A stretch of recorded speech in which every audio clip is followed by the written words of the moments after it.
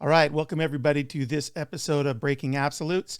I'm thrilled today to get to talk to my friend and my vocal hero, James LaBrie, today. Since I spoke with James last, their record, A View from the Top of the World, has released. And so a lot of our focus today will be there. I mean, there's some other things that we'll talk about. And I'll commend you to our first conversation because we covered so much ground for more of James' broader career. But just to be sure, those who are unfamiliar with James or have not seen our first conversation, just a little bit about what the show is and who James is. I bring artists on that I think are doing really important work, as well as really amazing work inside the genre of rock and metal. Music that I think deserves a broader audience because of the artistry and the musicianship. And James fits that in all sort of the ways that I would consider. So in addition to being a longtime fan, when I look at what James does, I have a high regard for the work itself. That work has been recognized in countless chart positions. It's been recognized by the Grammy Academy. He's been at it for 30 plus years. And the most recent record, I can't even read you all the chart positions. Maybe I'll put a link to the image, but there almost isn't a country where the album hasn't charted. And that's a remarkable thing when you consider that these guys are 15 studio albums in and continuing to make new music. When they tour, it's just not on the strength of the song you first heard them play, in the early 90s. So with that as my setup, let me just bring James on and we'll get rolling. James, welcome. Hi, Peter. That is quite the epic introduction there, my friend. Well, people need to know. No, that's great. I get to do it, man, because you're, and this is a good thing. You're a humble guy. Always have been. I think it's one of the things people say about you. So I like to be able to sort of nod to how others and sort of institutions have recognized your vocal work. Fans, of course, love it, and we're going to dig into a bunch of it. But before we get rolling too deep, I do a ton of prep for these because I hate to bore the people I have conversations with, and I don't want to cover ground you've done. But when I was just doing a little looking around, it seems to me that just recently you broke the internet when you shared the story about having been offered the potential chance to sing for Iron Maiden. When I did a search for James LaBrie, there were just a gazillion hits on this, and I read the article, so I don't need you to cover the ground again. I was more interested. I mean, it seems to me really kind of a rational choice, an obvious choice that if they needed a replacement, someone who had the clarity and the power, the oscillating vibrato that you have would make sense for the band. But what I was more interested in is your reason for saying, I'm not the right guy. And I was hoping that you could just double click on that for the folks that are with us and that'll see this, because I think it's really, well, I'll let you say it, but I think it says something pretty powerful. Yeah. Well, I think the one main reason, there's 2 points. There's 2 main points here. The first point is I was already in Dream Theater. We had already recorded the album Images and Words. And to me, it was just, it was not appropriate. This was a band that I had 100% belief in, that if we play the cards right, we're going to experience longevity in this career that you can come and go within 3 to 5 years. Yeah, that seems to be what the average is for most bands out there, which is really unfortunate. But so that being said, for me, I was already Dream Theater. We were about to release the Images and Words, and to me, it was just bizarre. It didn't make sense. But the other point was, and this was one of the main points I made to Rod and Mark, was, what, guys, I've been down that road before, and as amazing as Iron Maiden is, I was in a band in Canada back in the mid 80s, and they had already had 3 albums out. The band was called Coney Hatch, and I went in and started singing for them, started recording new songs. But when I was out live, it was just, to me, in the back of my head, I was like, okay, I'm having a great time. I'm out here, I'm on stage. There's lots of people in front of me and I'm doing what I love to do, sing, right? So there was that part. But the other part to me was I'm always going to be imitating who this guy is. Right. And that was Carl Dixon, was the original singer. And I said, I'm a glorified jukebox hero. That's what I am. Yeah. And I said, no, I want to create my own. And I knew with Dream Theater that, first of all, this was a force to be reckoned with musically. It was just, it was almost, ineffable, right? I just like, what do we got going on here? So I basically, that was my reasons. I saw something here where I was going to be known as the singer. I mean, Neil Peart came in for Rush on the second album. I came in for Dream Theater on the second album. Right. And, people aren't thinking about too much John Rusty or, from Rush, or they're not thinking too much about Charlie Dominici, even though these guys deserve respect. Sure. So that was the reasons. Basically, I want to create my own. Yeah. And that's what I wanted to hear a little bit more about, because, it's one thing to step into an opportunity where you're going to have an immediate audience, get heard a lot, and there's a lot of appeal there, but you are kind of a cover singer, at least until you start doing more albums. That's right. Exactly. And you to your credit, you recognized what Dream Theater was and what it could be. But the most important thing that I want to hold up for folks too, if they haven't heard this, is, your desire to be sort of recognized for what you were going to do creatively, on your own. And yes, Charlie was there first, and that's to be respected. But as I said last time, there's a very real way in which Dream Theater kind of hit the map and the chemistry and everything once you joined. Right. Yeah. So that's absolutely. So yeah. So I'm sure that story will continue to spin, but I just wanted to hear a little bit more about. And it's not. The crazy thing is like, in the years to come, I met Bruce Dickinson, and we did a show with I don't know how many people are aware of this, but back in June of '92. Now, the album came out, I think, July 7th of '92, but back in June, we did about 5 shows to kind of warm up and, doing all this stuff. And we actually backed up Iron Maiden at the Ritz in New York. And they were just about to start. It was like almost a warm-up gig for them. They were about to start the tour, Fear of the Dark. And so we went on and we did it. And Bruce was amazing. He came on stage after we had performed in New York, and he said, give it up for these guys, Dream Theater, man. That's something. Like, these guys are really kicking it, and he recognized it then. And then a few years later, here we are, and we're on his BBC show, because Bruce hosted a BBC show for quite some time. And him and I talked, and obviously talked about voice and all that stuff. And then it went on as time kept going on. We kept doing big shows with Iron Maiden. Eventually, throughout Europe, the big festivals, we were on the same bill. And then eventually we did a whole North American tour in 2009 with them. So we got to know one another quite well, and we had that mutual respect for one another, because, I remember him saying, you kind of remind me of like a 70s classic singer, rock singer, like Ian Gillan and all that stuff. And I'm going, I'll take that.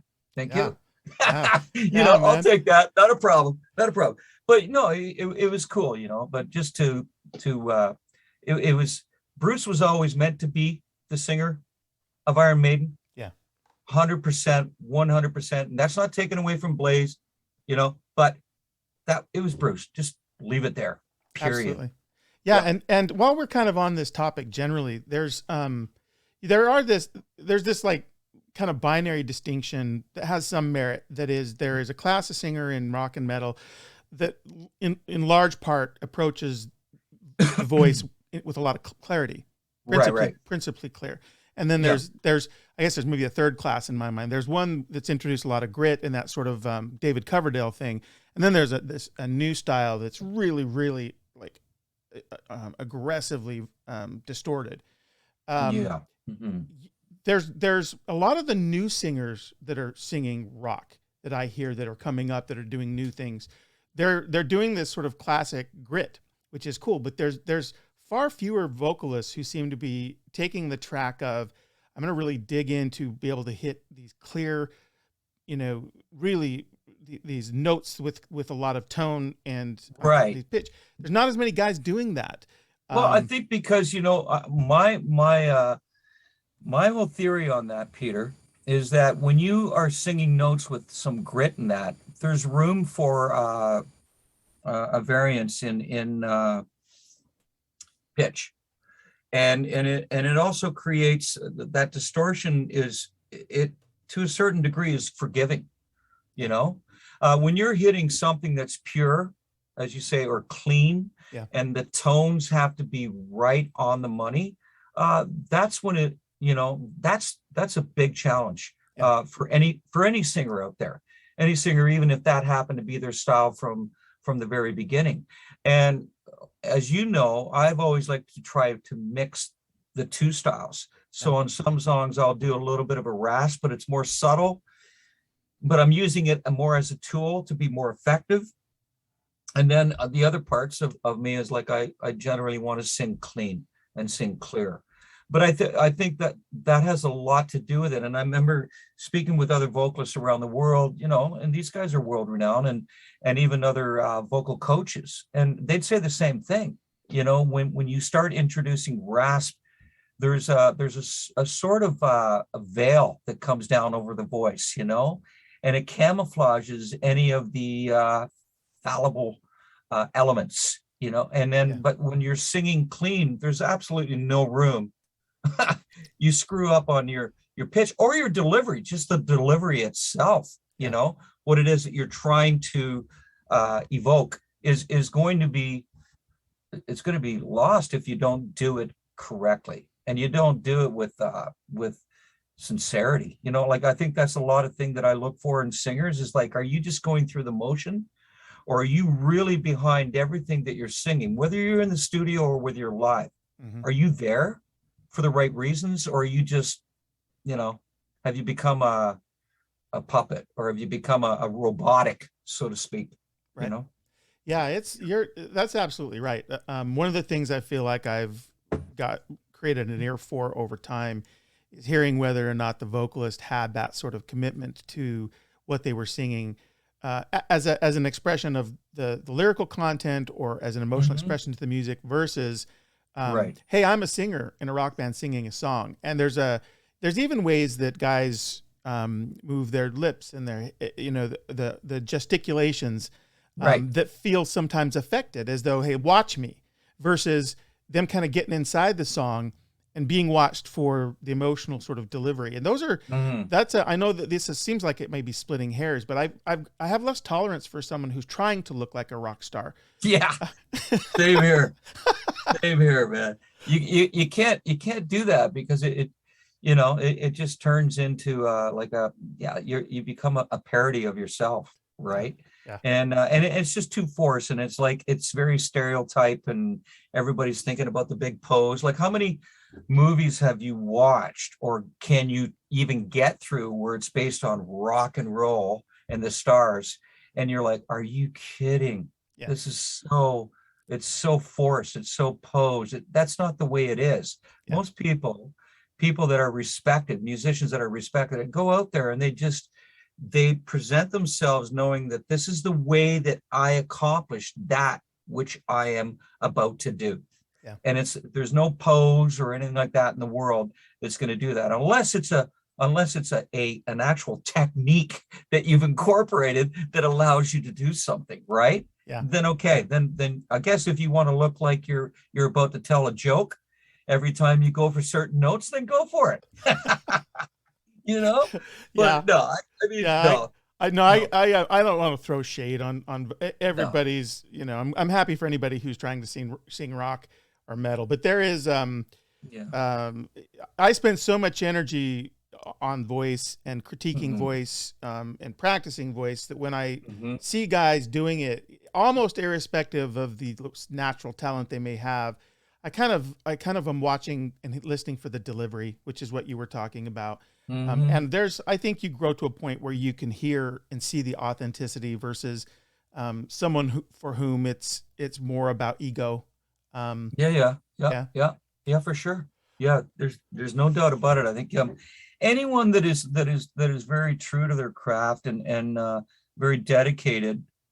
Let's face it. I mean, we're sitting there and we're listening with a different set of ears and eyes, and it's not that, and I'm sure I know the kind of person you are, and you're extremely talented as well, vocally and as a composer and so on and so on. Wow. Hey, and I love you as an author, and, but you know yourself as well. Like, you don't go out there and fold your arms as if you're a judge on a contest when you watch a band. I don't. Like, I say, just, you know what, I'm here to enjoy this, and this person's going to give me what they can, and hopefully I'm going to have a great time this evening. And 9 times out of 10 I do, and most people do. But it's just, I think it gets to a point where you can tell the musicians that are there, that have spent the time, that are always, each and every single time they're doing something that is speaking of their instrument, they are completely 100% committed. Whether whether they feel like shit that night, or whether they are going through something personally, that's besides the point. It's in that moment, what are you giving me? And for the most part, the musicians that I respect, or the bands that I respect, are there for the right reasons, and you feel it immediately. And this, not to rabbit hole here, but I think it's a kind of an important topic. When this also extends into the presentation, like the live show. There's some shows that are so highly choreographed, and there's just so much presentation value that's considered. Correct. That it starts to feel a little bit stiff versus what I love about live shows is, to be really honest with you, is the imperfections. Not that I'm listening for them, but when the band, when one of you guys looks at the other and we see that knowing look, like you just missed a thing, and there's a smile, right? Any number of the things that happen, because live is live. That's right. Yeah. There's a difference between, like, if the show is so constructed that there's no room for that, then I may as well have stayed home and listened to my CD. You know what I mean? Yeah, that's true. That's true. No, I hear you. Like, I think that's part of who and what we are, is the fact that, you can't be 100% on the ball. Yeah. Every single night that you go out there, that's just, even Neil Peart himself. I keep coming back to him, but he even said, what other job can you say to me that you are expected to be 100% on each and every time you are doing that? He says that it's just that's not possible. That's not feasible. And this is coming from one of the greatest, and that's true. Like, we'll be on there, and even though it might be a subtle mistake, for us, like, well, no, nobody's gonna know that you did that. Don't worry about it, But yourself, you're sitting there and you go, yeah, I think they are, especially ourselves, because we are under the microscope, and whenever we're playing, because of the kind of band we are, like, our fans just tend to be a little more critical, because they want to say, well, if you have the audacity to put that into your music when you're in the studio, I want to see it live. And it's kind of like, well, whatever, everyone is going to be sensible when they're in the studio, going, look, man, I don't want to do something here that I'm going to have one hell of a time reproducing live each and every night. And if that is the case, where that you're up against something due to your health or whatever, then it's up to you to be the professional and say, well, I'm not going to do that which they've come to expect tonight. I'm going to alter that, and I'm going to do a variance of that. And that's cool too, because Yeah. some of my greatest freaking singing heroes, I've seen them do it countless times, where 100%. they change the melody, they bring it down, whatever it is that they might be doing. I go, I respect that, because you didn't try and go, and I'm guilty of that, where I'm not even feeling right, and I'll still go, I'm gonna freaking go for it. And then when I go for it, I'm like, whoa, why did I do that? You know, because it's not only letting, okay, so the fans are going, whoa, what the hell was he trying to do there? It's letting myself down, going, you could have been more professional, you could have altered that melody, you could have hit something else that was still musical and still got the point across, you know. Yeah. But we're all guilty of that, because it's just human nature to say, well, no, I'm not gonna give up, and I'm gonna go for whatever it is I have to do, whether I'm feeling it or not, you know. And that's part of, you know, that's part of being a musician as well, is that there's that little, you know, red devil on one side of your shoulders, right, saying, "No, come on, we can do it, I know you're not feeling up to it, let's do it." Oh, this is where I'm hoping these kinds of conversations can help calibrate expectations of the vocalist, because I think all of the musicians in a band like Dream Theater, because of the style of music, deserve some forgiveness from time to time.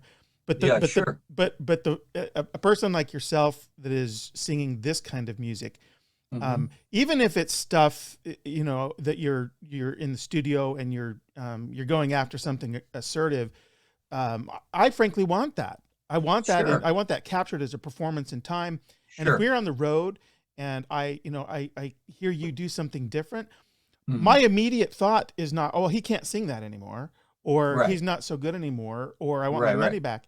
It's, oh, yeah. Well, you're not getting that.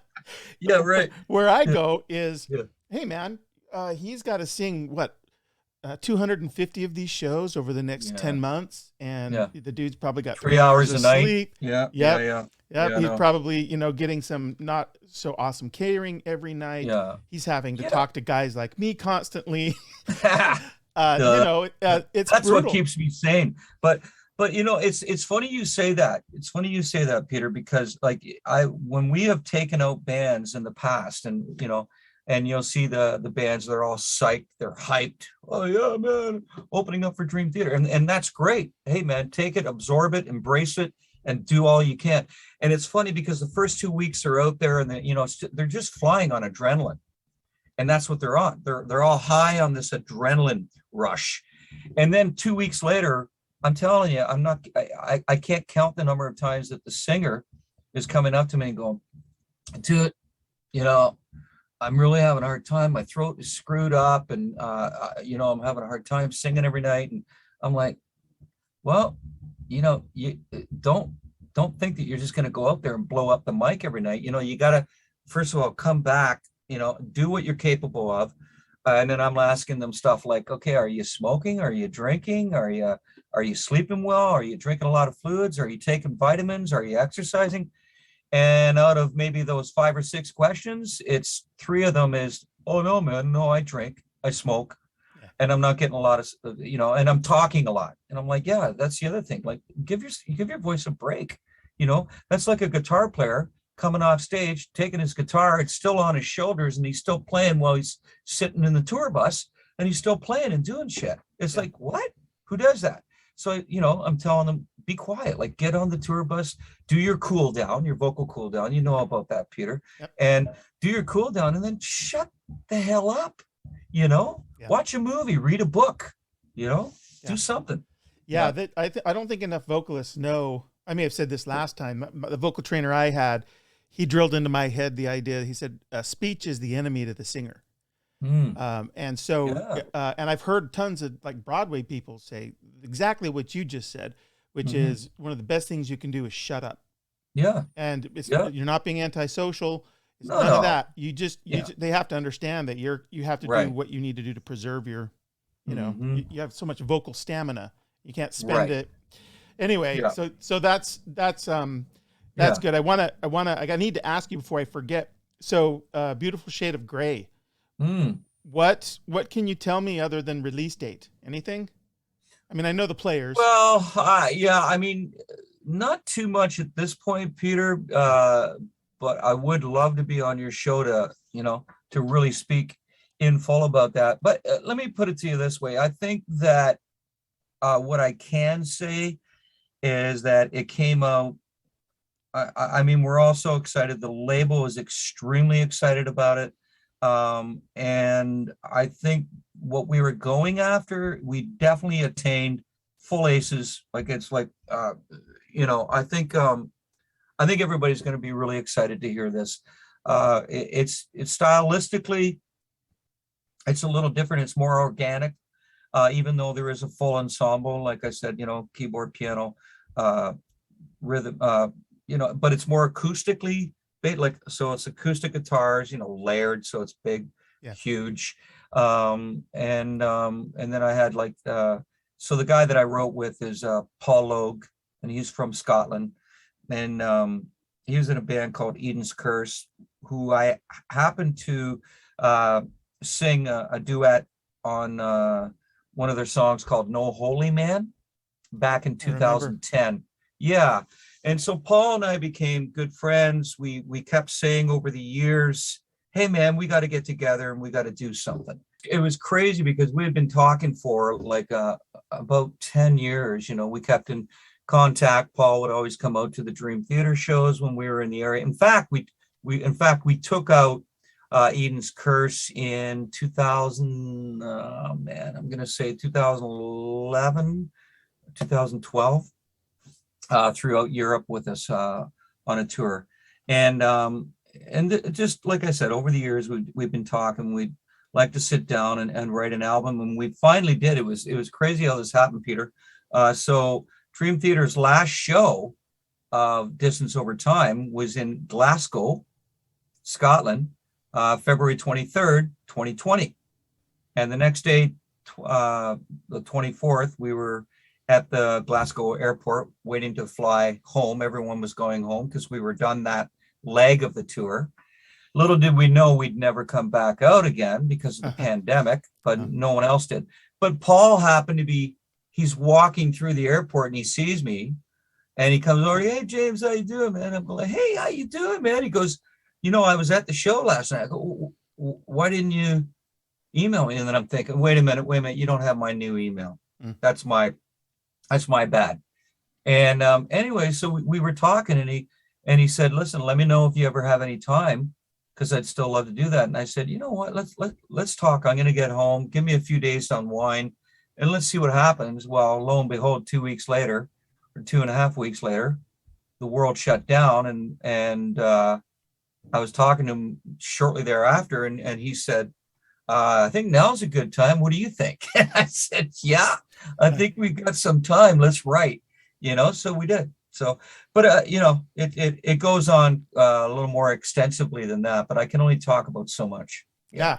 Well, we'll plan definitely in the spring when you get gearing up to go deeper, when you can disclose more. Sure. I'm excited for it though, because based on your descriptions of the music, I mean, you sound good against everything, but, and one of the things that when we get to the new Dream Theater album, we'll talk about is the degree to which you're called upon to sing over very frenetic, polyrhythmic, lots going on, wall of sound music, and still sound great, and sometimes make sense of it for the listener with your tying it together with your vocal.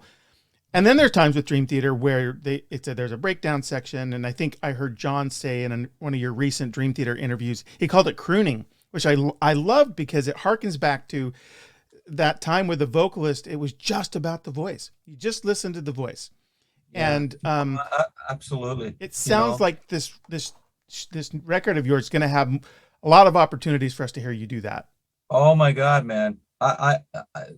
That's one of the big reasons why I'm really excited. Hey, listen, I'm excited for people to hear the Dream Theater album because what I did on there and the melodies that I constructed along with John and stuff, and Jordan piped in too as well. It just made sense. The one thing is like, I always want to approach each and every song so that it's, and you can relate to this and appreciate this, is that it's got to be singer friendly. And not only that, you can't just write something for the sake of writing it because, okay, well, this is a vocal part, so do something. Like it has to be a perfect marriage each and every time. And, that's one thing I've always really held in high regard, because the only way that I'm going to be able to express myself and let people hear exactly what I'm trying to express fully and completely engaged in what it is that's going on at that particular moment in the song is if the melody is powerful, if the melody makes absolute sense. And I think, and with the new solo album, I'm really excited because I spent a lot of time writing the melodies and all, the lyrics. Paul wrote one lyric and a song that he had been working on before we even got together. So it was really cool to hear his take on that song. But then again, I crafted it to the kind of singer that I am.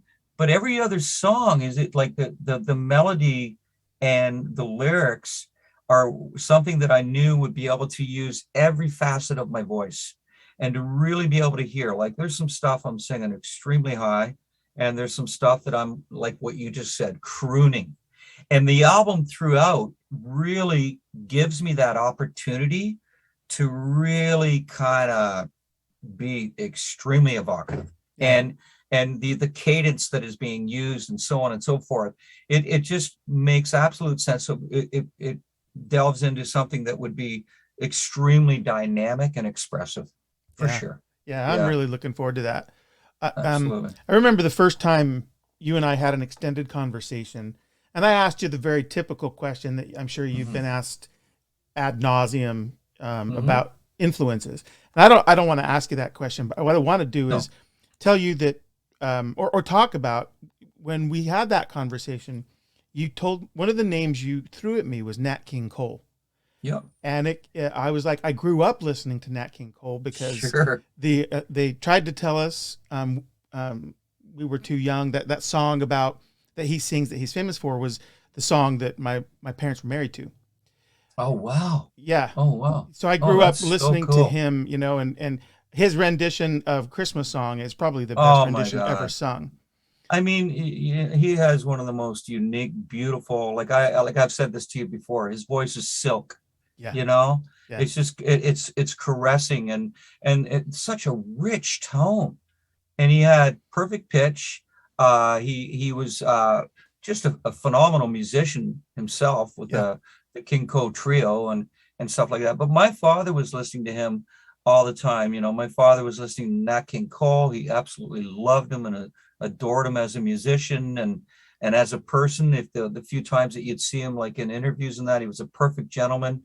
And and then my father also loved like Frank Sinatra and Perry Como and blah blah blah blah blah. Yeah. But I remember my dad would pull me aside and he'd say, like, listen to this guy, because you yourself, I'm sure I was at a very young age that I was absolutely magnetized and drawn and enraptured with or enamored with singers, like voice. It just absolutely grabbed me. And from 5 years old on, but I still remember just sitting in the living room with my dad, and he'd be spinning Nat King Cole records, and I'd be like, wow, this is really cool. And I do the same thing at Christmas. Oh my God, man, I think everyone's probably spinning Nat King Cole at Christmas. He's a staple. For sure. Staple. Oh, absolutely. Absolutely. I later, as I started to pay more attention to voice, and there's all kinds of rock singers that we've talked about in the past and you've talked about that are good and deserve the space, but there's this era of singer that gets less play today with folks, and it is these guys that sing a lot of the standards. I mean, a guy who was about as big a rock star as you could have on the planet was Bing Crosby, and people know him for White Christmas, but man, talk about silky voice. Yeah. Well, did you ever see that video that he did with David Bowie? Yeah. Did you ever see that? I think it was like 1969 or something like that, or maybe it was 70.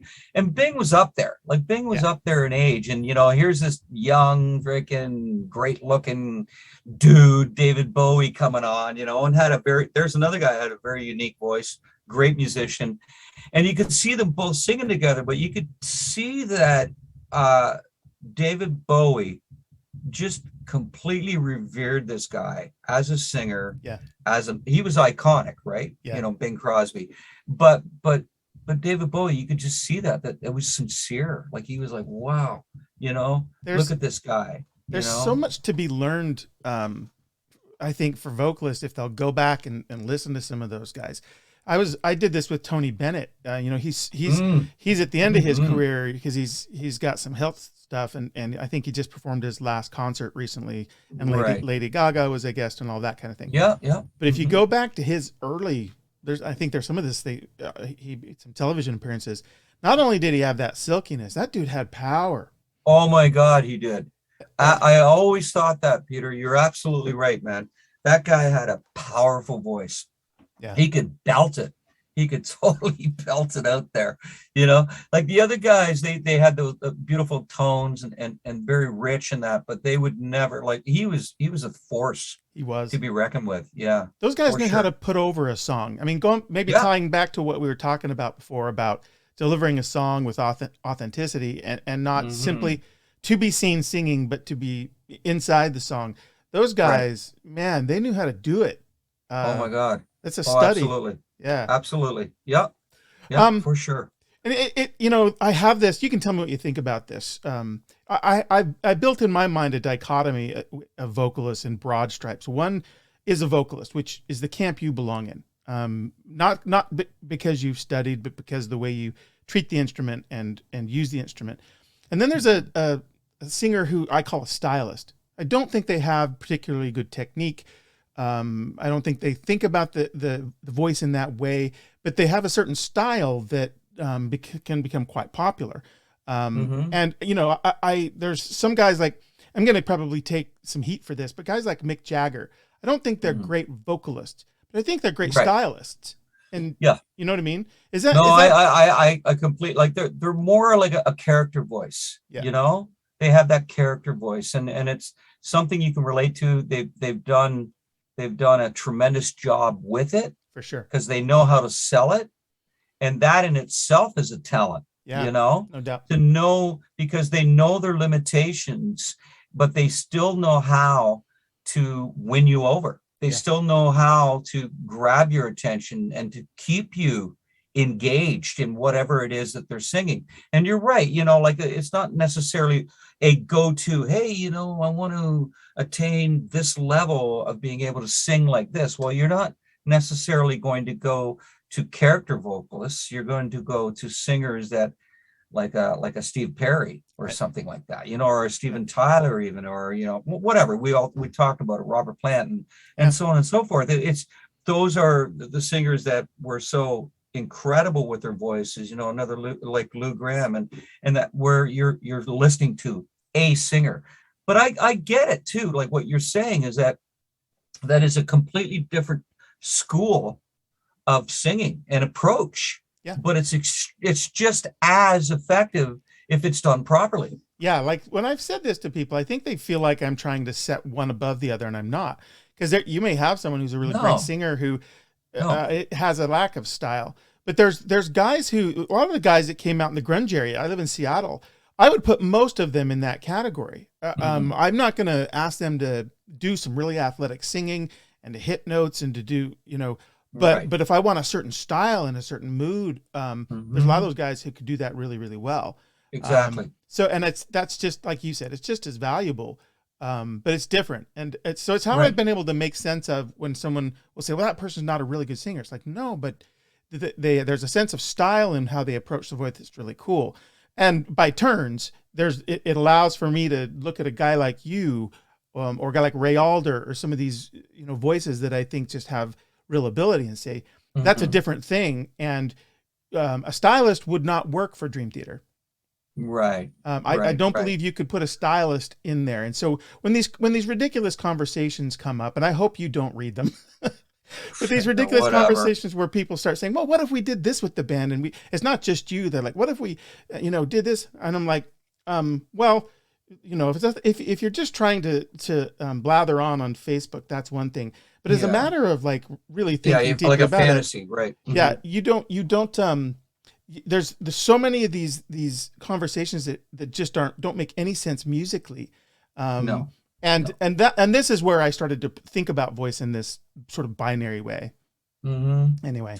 Well, you know what? Like, I think the internet has given people a voice, and from every walks of life, whether, and it's created, to a certain degree, it's created toxicity within those conversations. And you're right. No, I don't read it, because when I did, it was just like some of the people's tone, or what they thought was something that held validity. It was so ridiculous. And it's like, you know what, you're you're completely ignorant, and you've never you don't know everything that goes into it, and that's another thing where I've been around other singers, and I'm not mentioning any names, but everybody knows who they are. They're that big. And they all say they're all dealing with that to a certain degree, and it's like, why? It's just so dehumanizing, and it just makes to me no sense. If you got nothing nice to say, if you don't like it, and that's fine. Like, I get it, it's subjective, right? But if you don't like somebody's voice, then don't listen to it. Well, and just don't. And if you're not going to take into consideration that, maybe that vocalist is going through something that night, or maybe you saw him and he was struggling. Maybe he shouldn't even have been on stage that night. That probably would have been better. But, because I've seen some of my favorites, and I've seen them extremely compromised, and I'm like, oh, fuck. Oh my that gosh. Sucks. I think Steve Perry has done some things where he came out and did some live things, and it gets a phone camera, and people are like, oh, I'm so crushed because of listening to Steve sing. Part of me is like, I'm really glad he's still singing. Yeah. I know. But you know what? I remember even going back into 1995, and like Steve was out. He was doing a solo tour, and he was even like saying in interviews and stuff like that. He goes, like, nobody knows what it's like to walk in these shoes. Yeah. Because you have to be up. And he goes, I created it. Now I have to be able to reimagine it each and every night. But not only that, I got to be able to make it happen. And he said, it's not always possible. It's not always possible. And so even for the greatest, and the greatest have been out there, and they've said it themselves, but if that's fine. Like, if people feel better about themselves because they can be, critical, and then they do have a voice, and then they get other people on their side, so be it. It's just I'm not going to buy into it. I'm not going to read into it. And I think that those people, it's sad if that's how you value yourself, that you can cut down someone else and feel like you've made a difference. And these are the same people that if they were to walk on stage with you and you said, well, then show me how it's done. But not only tonight, I want you to show me the next 200 shows how it's done. Yeah. I want you to show me this, Well, and then they would probably be crying, and they'd be a heap of dirt. You know what I mean? And so that is probably as critical as I'm going to get with those people. But you know what? Go ahead. If you feel good about yourself and you really think that you're some kind of a hero in those communities, then so be it. It reminds me of that quote by Teddy Roosevelt called "The Man in the Arena." I don't know if you've ever read that, but to just to paraphrase, he basically says, the critic, I'm going to pull it up while we're talking and read a bit of it. Okay, sure. But basically, it's the idea that it's the person who's doing it, who's trying to commit themselves to doing something interesting. That's where the real value is in. Correct. It says, it is not the critic who counts, not the man who points out how the strong man stumbles, or where the doer of deeds could have done them better. The credit belongs to the man who is actually in the arena. And then he goes on from there. Wow. And it's that's really so true. It's that's really so true. Powerful. And I the only reason I didn't brought this up, I think, is because I had this idea of how I, in broad strokes, think about voice. And when people get into these thought exercises about, well, if I did this plug and play, I think, well, would you ever like hey, let's take a Monet painting and a Rembrandt and stick them on top of each other? That would be cool. It's like, no, because then you've destroyed both.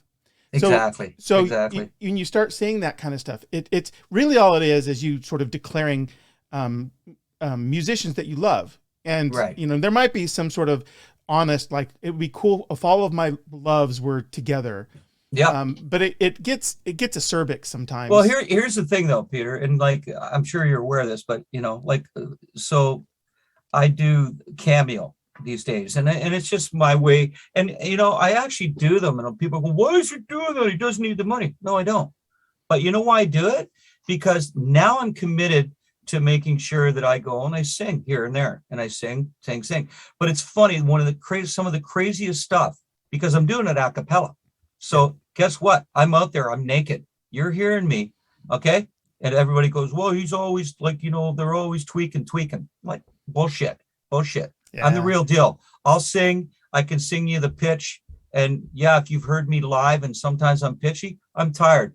Take it to bed with you. Have fun with that. Okay. Yeah. But with the cameos, I'm like right there. I'm singing in a bathroom, you know, and I'm singing for these people. And it's so funny because I'm doing the a cappella thing, I'm elongating the notes. I'm not like, the band isn't behind me playing. So I'm freewheeling it. Yeah.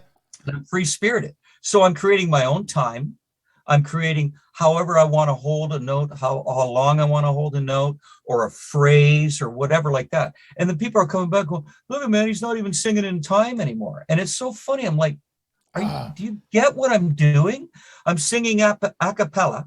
I'm letting you hear the notes longer so you can feel it longer. Right. And it's being free spirited.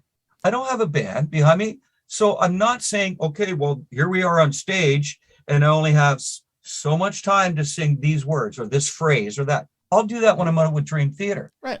But when I'm doing a cameo for somebody, I'm going to give them a different kind of feel to the song. I'm going to give them a different interpretation to the song, but people don't get it. And right away, when I'm reading some of these things, and you know, they get slammed because other fans come in and go, are you for real? Like, do you not realize what he's doing? He's just having fun with it, you know? But to them, they take it serious that that's what I'm only capable of in my timing. Are you talking to me about timing? Yeah. If you want to challenge me on timing, you go for it. You know what I mean? That would be an exercise in foolishness. Yeah. Because one of the things I want to talk about later in our conversation, which you know we'll pick up tomorrow, but you do some very challenging things to sing your own vocal rhythms that still have to sort of carry a melody over really odd time. I counted out some of these time signatures you're singing over. It's insane. Yeah. Like, this is cool, really, really cool. But I'm like, you know, it is crazy. So if your time was bad, they'd have kicked you out a long time ago. Holy shit. No.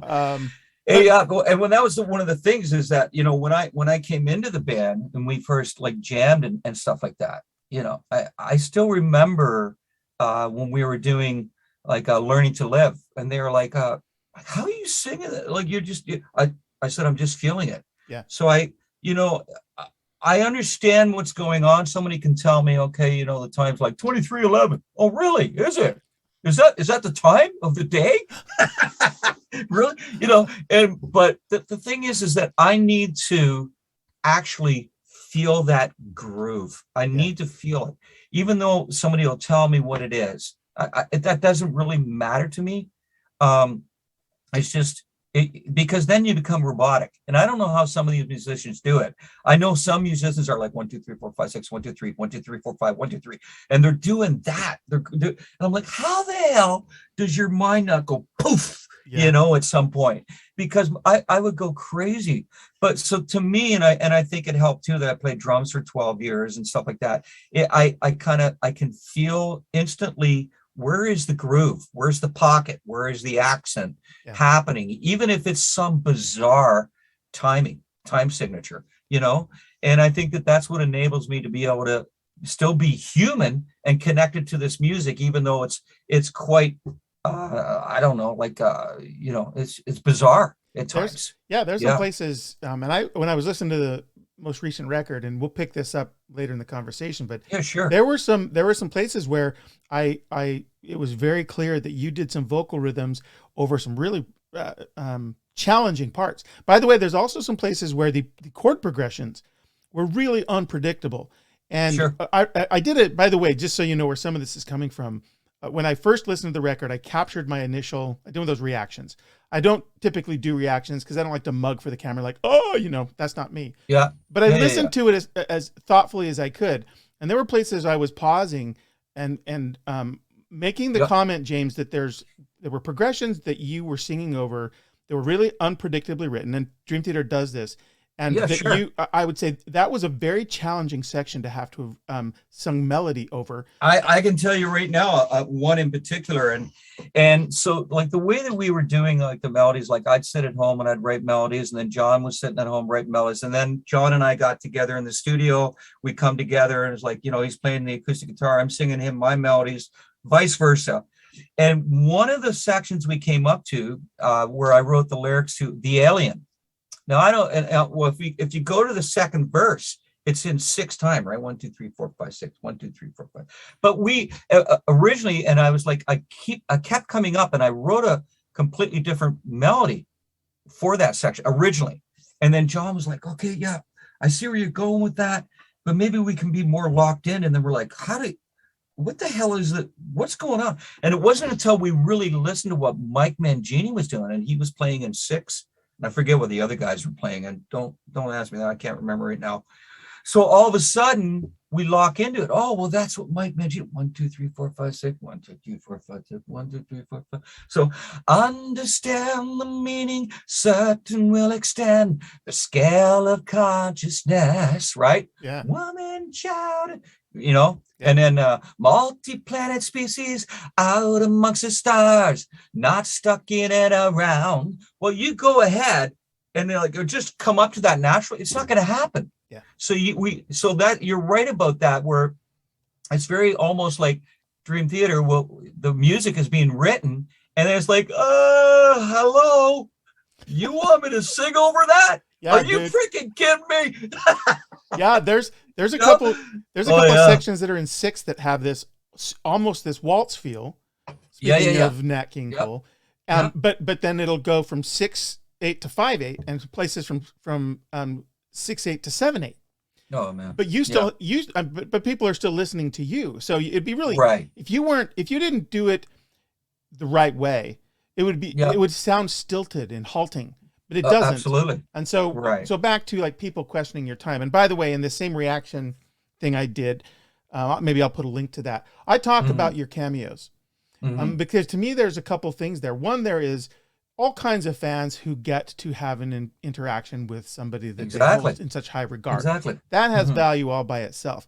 Then there's the second piece that is, and this is what I said, is if you really listen and understand what you're, and I use the lens of I've had training. But if you listen to what James is doing acoustically, he's still singing in a very full voice, and he pulls it back into the whisper and to the delicate stuff when he needs to or when he wants to. But it's acoustic. And I said, if you side by side this with even a lot of these death growly stuff that just sound like they're going to eat your face and they're so big, but you see what these guys do in the studio, it is underwhelming. It is underwhelming how they're making. I know. And I don't want to throw shade at it. There's some of that that's cool. I know. But I've seen some of these breakdown videos on YouTube of some of these guys, and they show you, they kind of demystify how they get to that. And they said, now contrast that with what James is doing in these simple cameo videos where he's hitting all the pitches. It's always on pitch. Right. I said, so that for me, when people like start to, but it's also the power too. You know? Exactly. And there's this projection. Fullness, and you can hear like you're in a hall or wherever you are, and there's a little bit of natural reverb, but but you can hear that, you can hear the voice. And so for me, I actually see those exactly opposite of the critics. I see those as examples of, see, he can still do all the stuff you keep tearing him down for. He still can do it all with the same power, the same pitch. You're right, Peter. There was a guy in California, and I can't remember, but he's a vocal coach, and supposedly he's well known. And he analyzed, I guess I was doing "Pull Me Under," and he was saying the same thing. Yeah. He says, I've seen James 6 times. Each time I saw him, he's freaking great. Blah, blah, blah. Not like patting myself on the back, everyone, but we're just having this conversation. So let's go for it. And then he kind of analyzed this whole thing. And I was singing, what's a spell falling gives new meaning? Like that whole part and pull me under, right? Yeah. And he was like, listen to what the hell he's doing here, man. And then he would sing it. Like he'd go, this is what he's doing. And this is why. And he's being very analytical, but he's spelling it out technically. Yeah. And I'm like, and I'm sitting back and I'm watching this guy, and I didn't even know he did this. Actually, Paul Loeb, the guy that I just wrote my last solo album, he goes, hey, James, you should check this out. This guy's like, he's nailing it. How you approach singing, why you are who you are, and why you sound the way you do, and blah, blah, blah, blah. And I went, oh, I'll go check this out. And I did. And I was like, wow, this guy, everything he's talking about is exactly right. If you want to talk technically, because I know what I'm doing when I'm doing it. So just like you do when you're singing, you're doing it, you know what you're going to be asking your body to do at any given second, and where you're going to be pushing your notes and your diaphragm, and everything has to be in sync. And this guy was nailing it. I was like, holy shit. Yeah, no, hello. For people who are maybe less educated on voice, and that's fine. You don't have to have done that. But I think these actually stand as examples of a huge credit to your voice as a man who's in his mid-50s, doing all the things he did when he was in his young 20s. Right. I think I love listening to them. And so for people who have any critique of them, I think it's just sort of shows a blind spot for their understanding of what. Yeah, and you know what? There's a lot of it out there, and they just want to. Like I said, we're going back, like we're kind of doing circles here, but it's just they have a voice, and they're actually getting people to listen and agree with them. They probably feel like they're freaking like they're a peacock and they got their feathers out. Well, good for you. Yeah. But maybe you should go and do something that actually makes the world a better place to live in. Absolutely. This is the man in the arena. It'd be better for you to go and try and create something. Yep. Okay. We're going to spend some time now going into the new Dream Theater record, View from the Top of the World. If you haven't seen, I did a sort of full listen to this record on my first spin to kind of capture. It's the first time I've done that. And I frankly, I'm not into reaction videos, but I wanted to have this experience with a Dream Theater record because I'd never done it. So that'll inform a little bit of my conversation and some of the questions I've got for James today. James, welcome back for day 2. Thank you, Peter. Yeah, I know, right? What's going on here? Yeah, you and I are. If we live closer to one another, we could go for coffee. Yeah, for sure. By the time this little series is done, you and I are going to be like technical experts at this stuff. I would hope so. Oh man, what's going on? Yeah. Okay. Yeah. No. So here's where I want to start. Is with the recording process, and I know you've talked about this a little bit, but the questions I have may be a little different. You've done this now so many times, not just with Dream Theater. Countless side projects that are in your own name. Some of them are you're recording for collaborations and the such. Over this period of time, right? Yeah, so many. Ariane, on and on. There's a huge list. Mm-hmm. The question I have is, the technology, of course, has changed, but aside from that, has anything changed in your approach to recording to capture the performance you hope to share? No, I everything is like, I don't want to call it old school because it's not. It's applicable. I would highly recommend it to anyone out there that's going in to do a session, a studio session and recording vocals. And I adopted this many years, actually, even way before I met Dream Theater.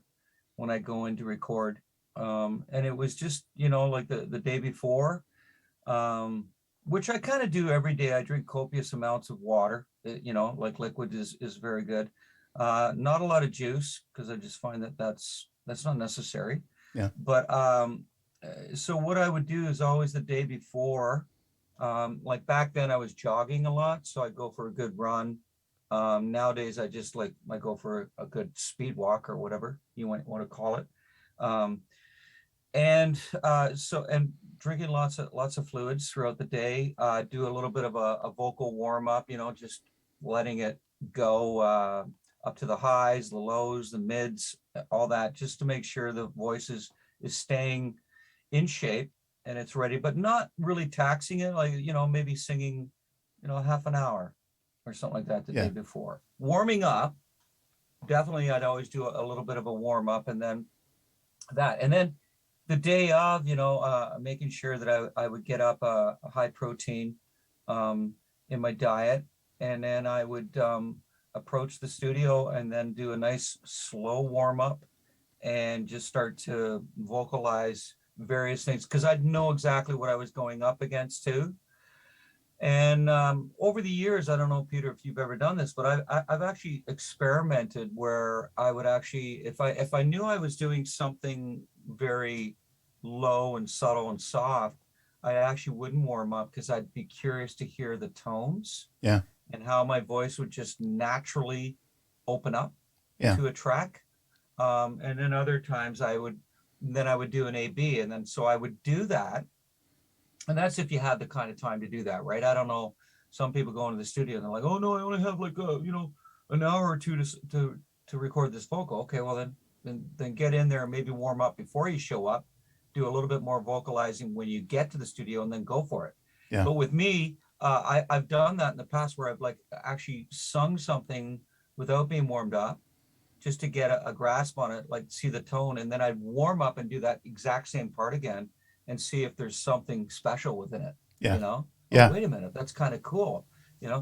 Anyways, but generally I always have taken that approach. So then and before any of that happens, before you even are booked in the studio, I always become extremely close to the song that I'm going to do. So I understand the words, the meaning, what I'm trying to convey emotionally. I already have set in motion.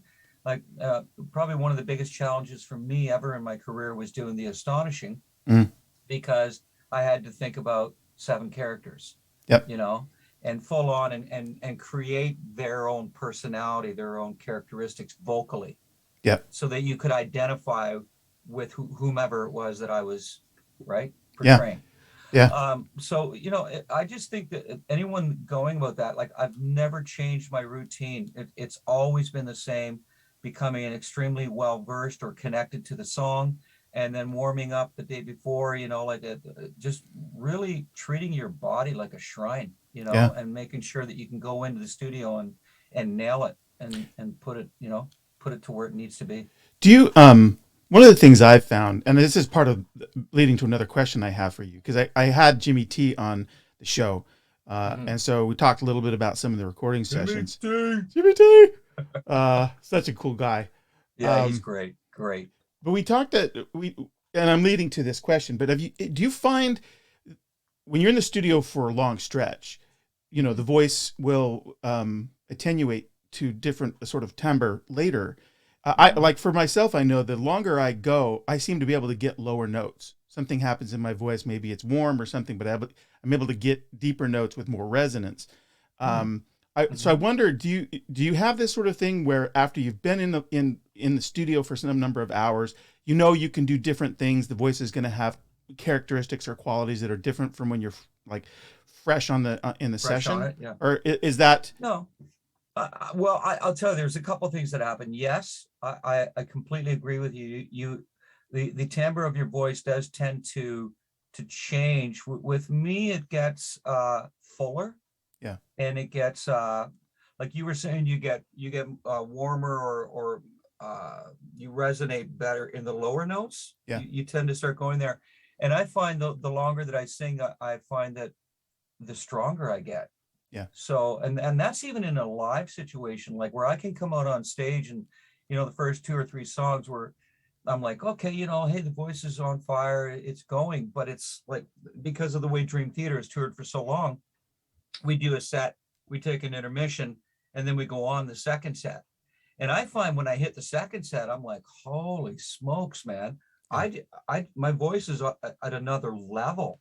It's like really there waiting for me to ask it to do whatever.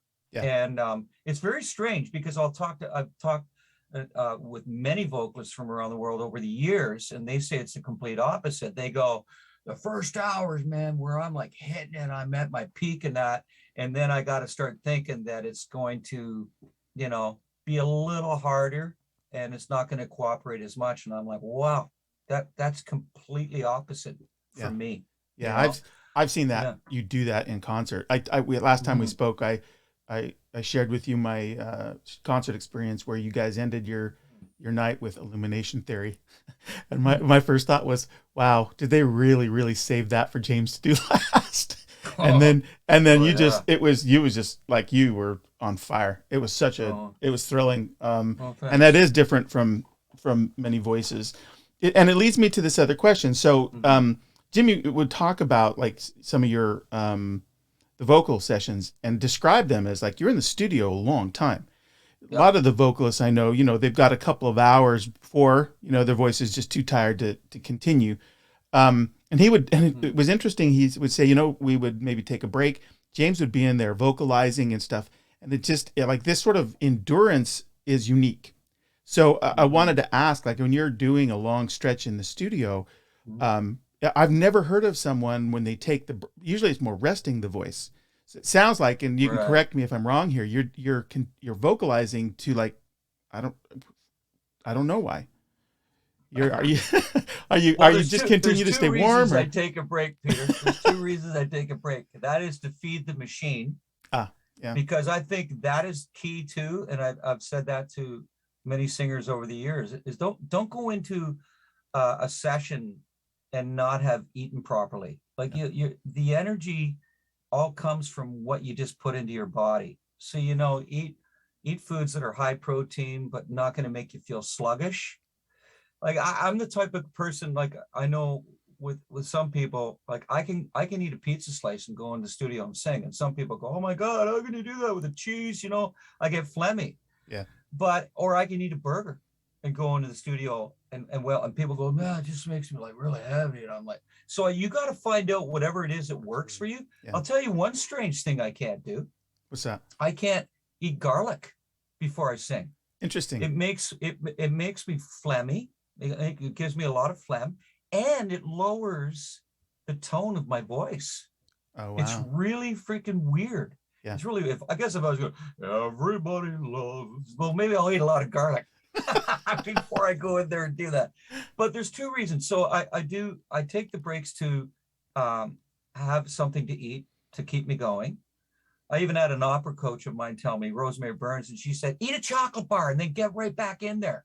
I'm like, I'm not going to do that because I'll be like peaking and then, the sugar rush, right? Yeah. And, but anyway, she was funny. Like she would say stuff like that. But, and then the other reason is I just need to clear my mind.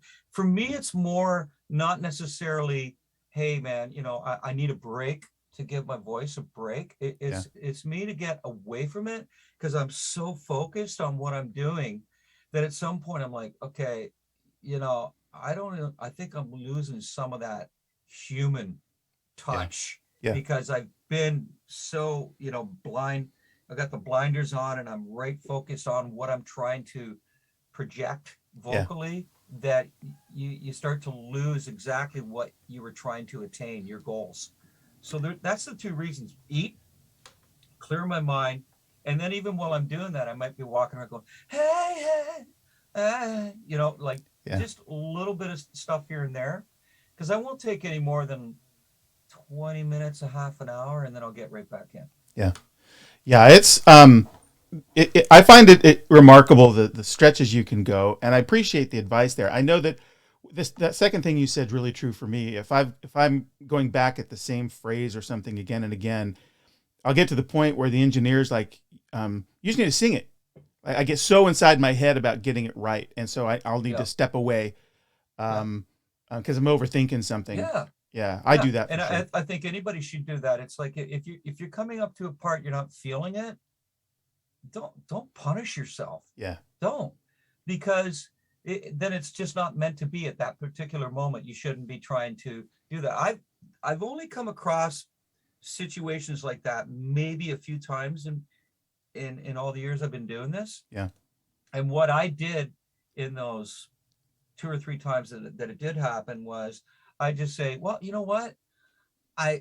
let's just go to the third verse. I'm ready for it. I know. And then I'm going to come back to whatever it was, right? If it was like the last line of the pre-chorus, or if it was the opening line of the chorus, you know, and then I'll come back to that. And a lot of times, well, in those 3 times, it did work. It was actually very beneficial to me, and it got me away from it. So when I came back, it was almost fresh again. Yeah. Oh, wait a minute. I know what I'm hearing. So now I have to just perform it. Yeah. Yeah. I think it's smart. It's good technique. I have to tell you before we dive directly into the record. Yeah, sure. I heard you talking about this process with the most recent with a View from the Top of the World, because you were remote for part of it, and you described being able to be like on a Zoom like this or something and be able to mute the band. I think you should patent that. You should patent that. Like every singer wants to be able to mute the band when they're just, you know, they're you know what? Every time I said that, I'm thinking everybody's going, what? He preferred to just mute the band? Yeah, that's right. Because I had an idea, you know, whether it was like a melody or even a lyrical concept or whatever. Yeah. But it is funny. It's kind of funny because, you know, the band. It's just a button you hit. Yeah. Well, I mean, you're usually when you're in the room and they're noodling on ideas, and it gets like very chaotic. It's hard to kind of hear yourself think if you're also trying to do something. Like if you had a mute button. Well, like I said, Peter, it was like I'd be sitting. So for all intents and purposes, it didn't really change my world to be remote, because I saw all those guys individually. They were on my screen, like I'm seeing you here today. And then their instruments were all being pumped through the speakers, or I could go to headphones, and it sounded like it was beautiful, actually. Yeah. It sounded great. And it was just like me being in the room. And I in the past, if I got an idea, I'd have to run out of the room, because I'm not gonna, if they're trying something, I'm like, hey guys, wait, you know, you can't be there. That's extremely intrusive. Sure. So I'd run out of the room and then, you know, put down my idea on the phone or whatever, and then come back in and go, hey guys, I had an idea. What do you think of this? Yeah. Now this was beautiful. And those guys, they don't hear me. They're going on. I can see that they're still going. Just like I take my mic and I'm like, I got right here, and I just like wail into it, whatever the idea was. So it was perfect. I think you need to patent that as a process. I think it's awesome. I mean, it's not only, I mean, there's the 2 sides of it. It's absolutely like all the efficacy you just described. It's also kind of funny. It is. It is actually very comical. Yeah. Okay, well, let's dive into the record. When I, not that this matters, but I will just tell you, like a lot of the echoes I was hearing, not as replications, but just like little sonic fingerprints, was from scenes of a memory, or from a memory. And those were neat for me. There were moments that were just, and maybe because even though this isn't a concept album, there's a lot of narrative work on this. And so with that as a and I have to do one thing before we go further. Oh, you're a little off center there. Let me pull you up. Okay. I should have checked this before, but hello. Let me just center you a little bit, but I have to ask you something. See if you have any insight. So see, this is the image, right? This is the album image. What band is this, Peter? I don't know. Some hacks or something. I don't know. Right. Yeah. But I'm going to zoom in here, and I want you. So if I zoom in, this building down here looks like the palace from The Astonishing. Is that an Easter egg? That's not intentional. Okay. Hang on. I got to put the old specs on. It's vague, but there's this like 3-pillar. I just think, is it not just the the architectural layout of the city or the landscape? Maybe. Yeah. And I could be trying to find things that don't belong. But I saw that and I thought, oh man, there's in some of the concept art for The Astonishing, for the Palace of the Emperor. That's the architectural layout. And I think that's just coincidental, like something like that. I thought I had found like this great Easter egg. Well, you might have, and I'm not even aware of it. How about that? Yeah, well, that could be another scenario. Maybe if there's things that our fans say and that they pick up on, and the band members were like, what? I didn't even know about that. It's How is that? we're Is probably that just true? looking for Like meaning. we're asking each other, is that true? You know? Uh, yeah, I know. We're Yeah. just looking for meaning. Yeah. It's kind of fun though. Yeah. It's part of Yeah. it's part of fandom. Sure. Okay, so in the very first track, the Alien, you did the lyrics for this one, right? Right. And I've heard you talk about some of the inspiration from Elon Musk and terraforming, which is really cool. This is a place in this record or in this track rather, like on this opening verse. If I'm counting correct, it's oscillating between 8 and 9, and you're finding this. You're making meaning of this rhythm that's hard to dance to and making it sound musical. But one of the things that's really neat here is some of the effects they're layering on your voice to give it this this quality, this like Houston control quality, like we're starting the journey.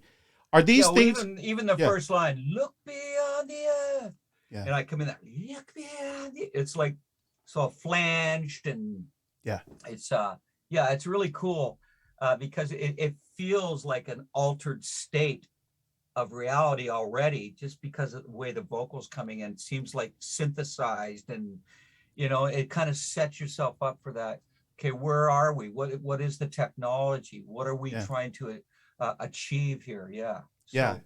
It's are those kinds of ideas things that you throw around, or is a lot of that kind of left to Andy and team when they do the mix? Well, the beauty of having somebody like Jimmy T, who you were talking about earlier, is he's incredibly smart. Like a very, very intelligent individual, and he's musical. He's slapping a bass, man. He's a bass player and all that stuff. But I think because Jimmy T thoroughly understands who we are, he's been working with us for quite some time now. Even when I think he first started working with us when he was like 18. Wow. I think so. And he's what, 28 now? Anyways, so but I would go in and I would sing the track down, and then he would say, "Okay, man, leave it with me. I want to put everything in order, and all that stuff." I go, yeah, no, for sure.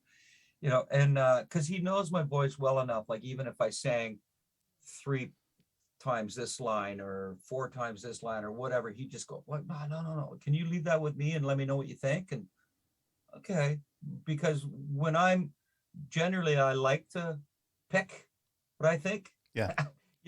But with Jimmy T, he was just like, "No, can you just leave it with me?" Okay, no problem. So it would be, he'd play the whole track, and then at times I just go, "Wouldn't that be cool if that came in?" And it was a little affected, and he's right there, and he's like, "Well, wait a minute, I know what you're thinking." Yeah. And then he would affect it. Other times I just come in and listen to what he mixed. He'd give us just a rough mix, and he's already thinking that stuff. Yeah. So sometimes it's just like, that's him. Well, it's just him, like going, "Hey, I thought that this would be cool. I thought that this would be cool." And Richie's why can't I remember the freaking mixer's name? Jesus. Isn't it Andy? Andy. Yeah. So why am I thinking Richie? Geez, I'm thinking Rich Chicky. Maybe because I was just talking to Rich Chicky. Yeah. That's probably it.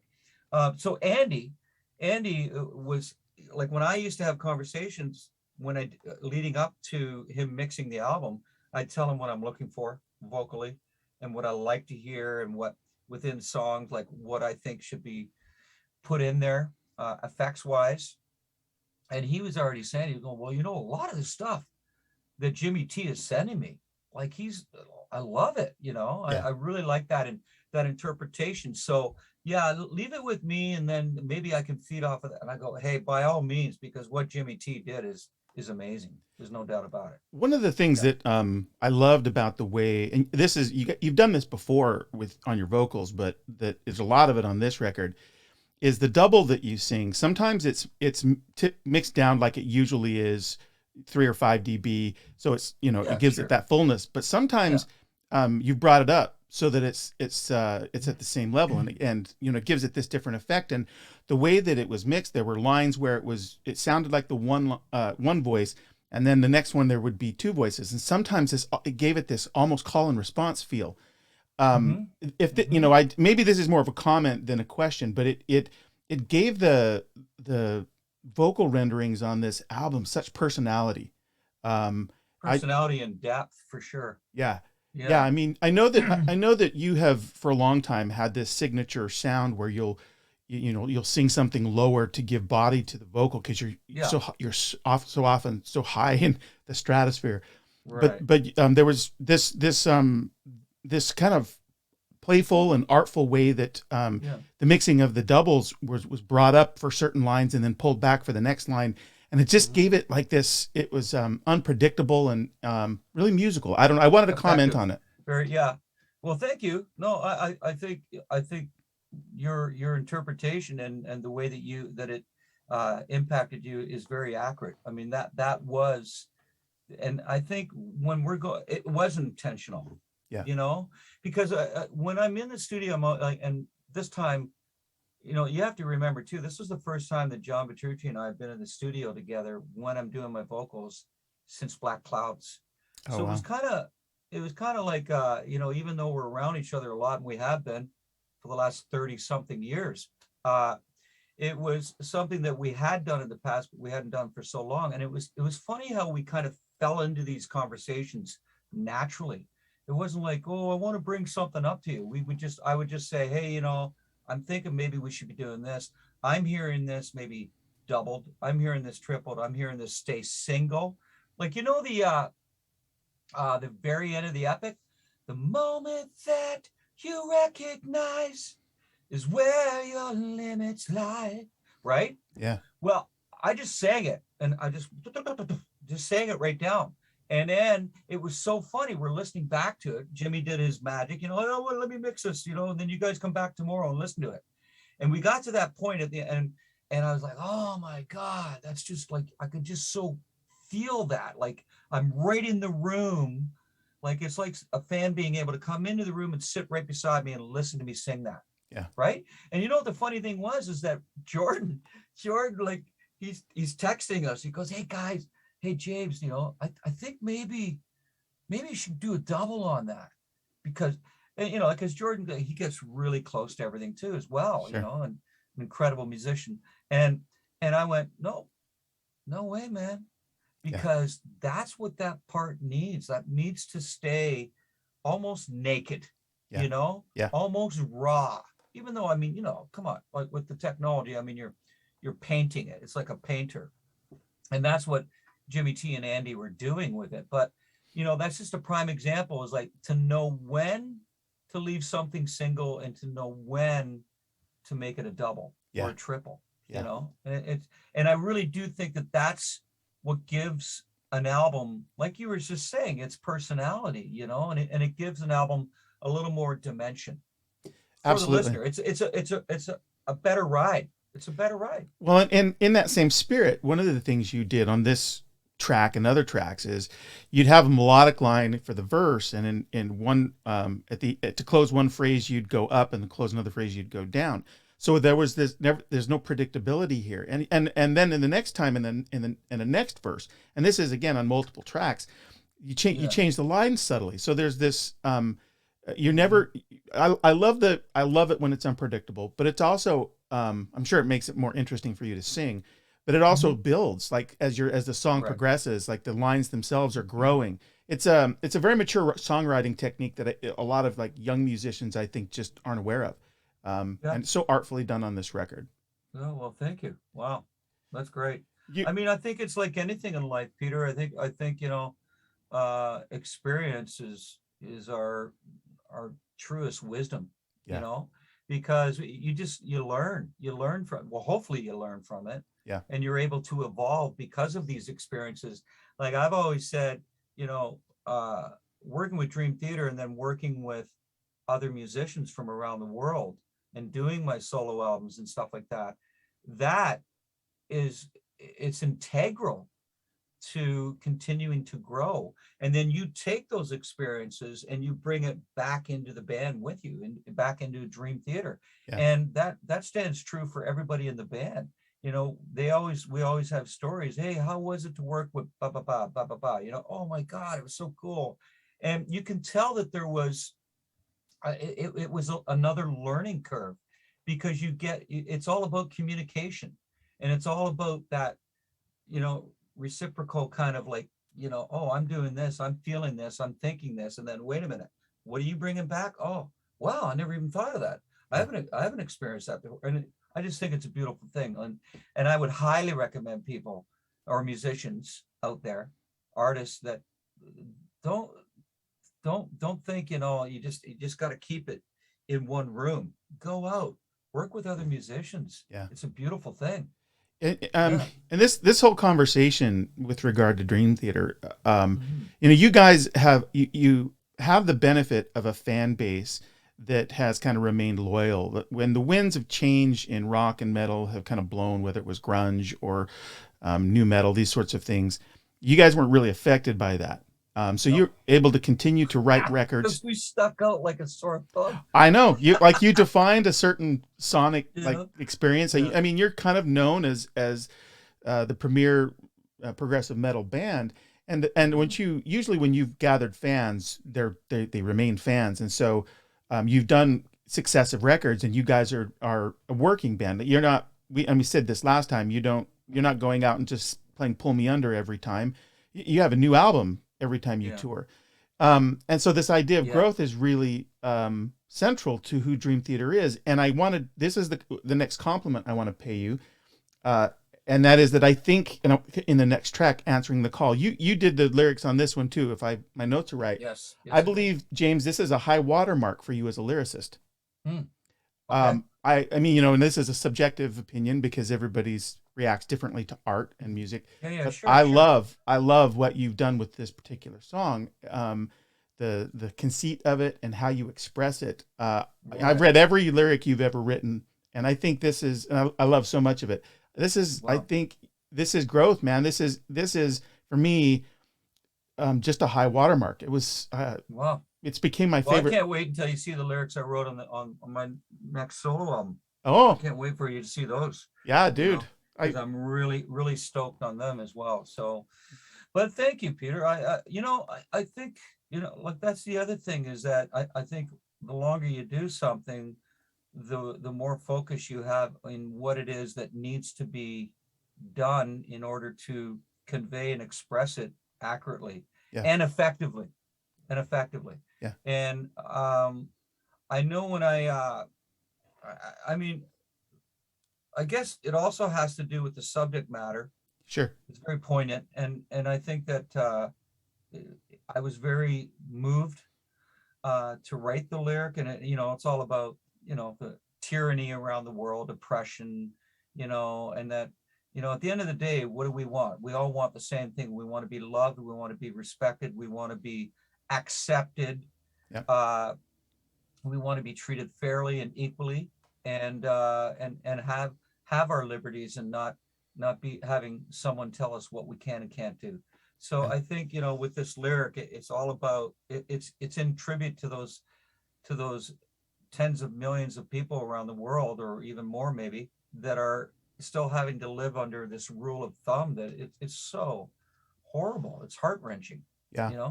Yeah. I mean, those are the notes I made. My very first thought was that you were addressing power structures. And you've got lines like "embrace our fellow man, no longer vilified," illuminating all, answering the call. Like this idea of answering the call, I have a pretty clear idea what I think that means. But like if my subjective reaction to it is that as humans, we're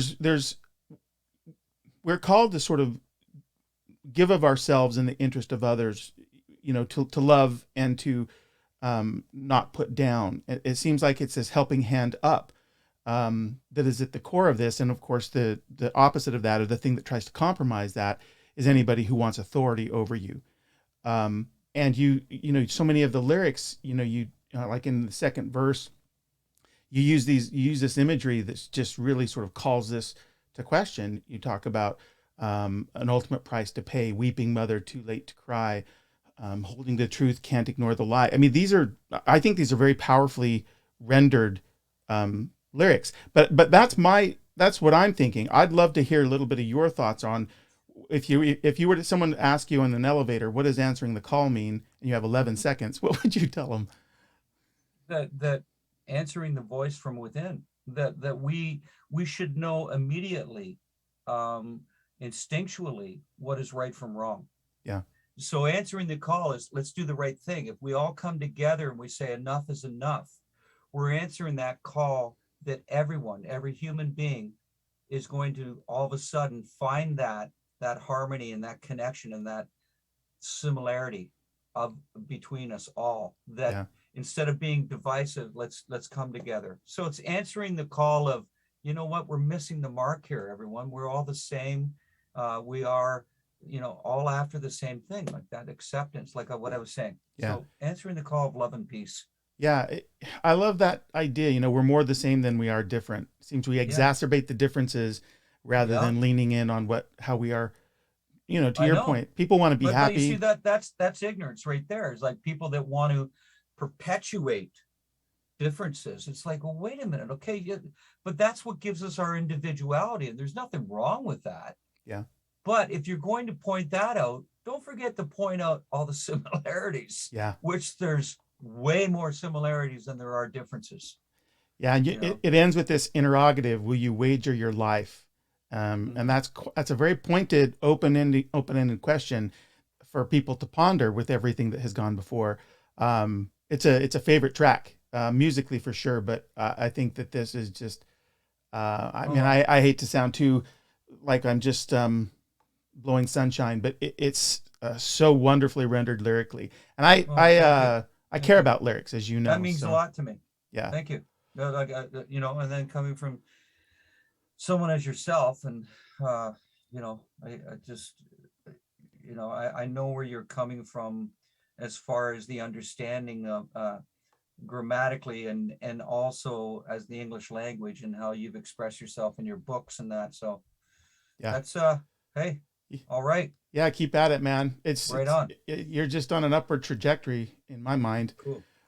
Next track is Invisible Monster. Is Wayne Joyner? I think he's doing a lot of your cinematics. Yeah, absolutely. Dude, Wayne Joyner is going to be doing the stuff on my solo stuff too. Oh, that's great. Yeah, he's such a great guy. Amazing. Yeah, he's amazing. Yeah, and he's responsible for these the visuals for sure. Yeah, he's done a great job. There's some nice echoes with some of the imagery, like the mask that's used in Invisible Monster. It looks very much like the same as the mask in the video that's used in Awaken the Master. Oh, okay, but hang on, let me back up there because I'm actually okay. So Invisible Monster was a video that we shot in Manhattan, the entire band being there, and that was with another director, Wombat is the way that I remember him. I kept calling him his nickname, Wombat. Okay. But if you actually look that up, I'm pretty sure it comes up. And he's amazing. And it's him and his wife, their team. And I mean, obviously they have other people in their production house back in, I'm not sure exactly where they're from. But and he completely understood. And then he wrote the treatment for the video. And it was really cool. It was like, we all kind of embraced it. Yeah, wholeheartedly, and he was great. You just got there, and it's like, oh my God, he had this room all set up, and he's just like, okay, it's going to be real simple. You guys are going to go out there. You're going to perform the song from start to finish. We're going to do it about 5 or 6 times. Then I'm going to move on to the next guy. I want to get certain angles, and then all the post production I already have in mind. So all that, he did a great job. Yeah, he was amazing. It might just speak to some sort of coherence across the record that, even rendered by 2 different creatives for the two videos, there is a seminal image that exists in both of them of this sort of mask. And he uses it to sort of typify, the inner, the inner demon. In this case, I think it has a lot to do with sort of anxiety. I've heard John talk about, but later in Awaken the Master, there's still this idea of there's something inside that needs, and it's the way Wayne kind of renders that is with a similar sort of mask. And I just love the echoes. Again, this could be me looking for meaning, because I'm always looking for meaning. But there is a lot of the discovery of the interior person in this record with across multiple you know, and a lot Oh, of it, absolutely. a lot of it laddering up to this idea of with the title track of, you know, Mhm. pushing past your own boundaries to something that's this a purer truth, like with capital T, like you wrote about in the Yeah, last yeah, one of peace and yeah, love. Yeah. yeah. Um, yeah, it's a great video, and this is an example in that second verse where you've got these crazy rhythms going, and then you come in with a lyric where they dial back, and it's almost entirely dry.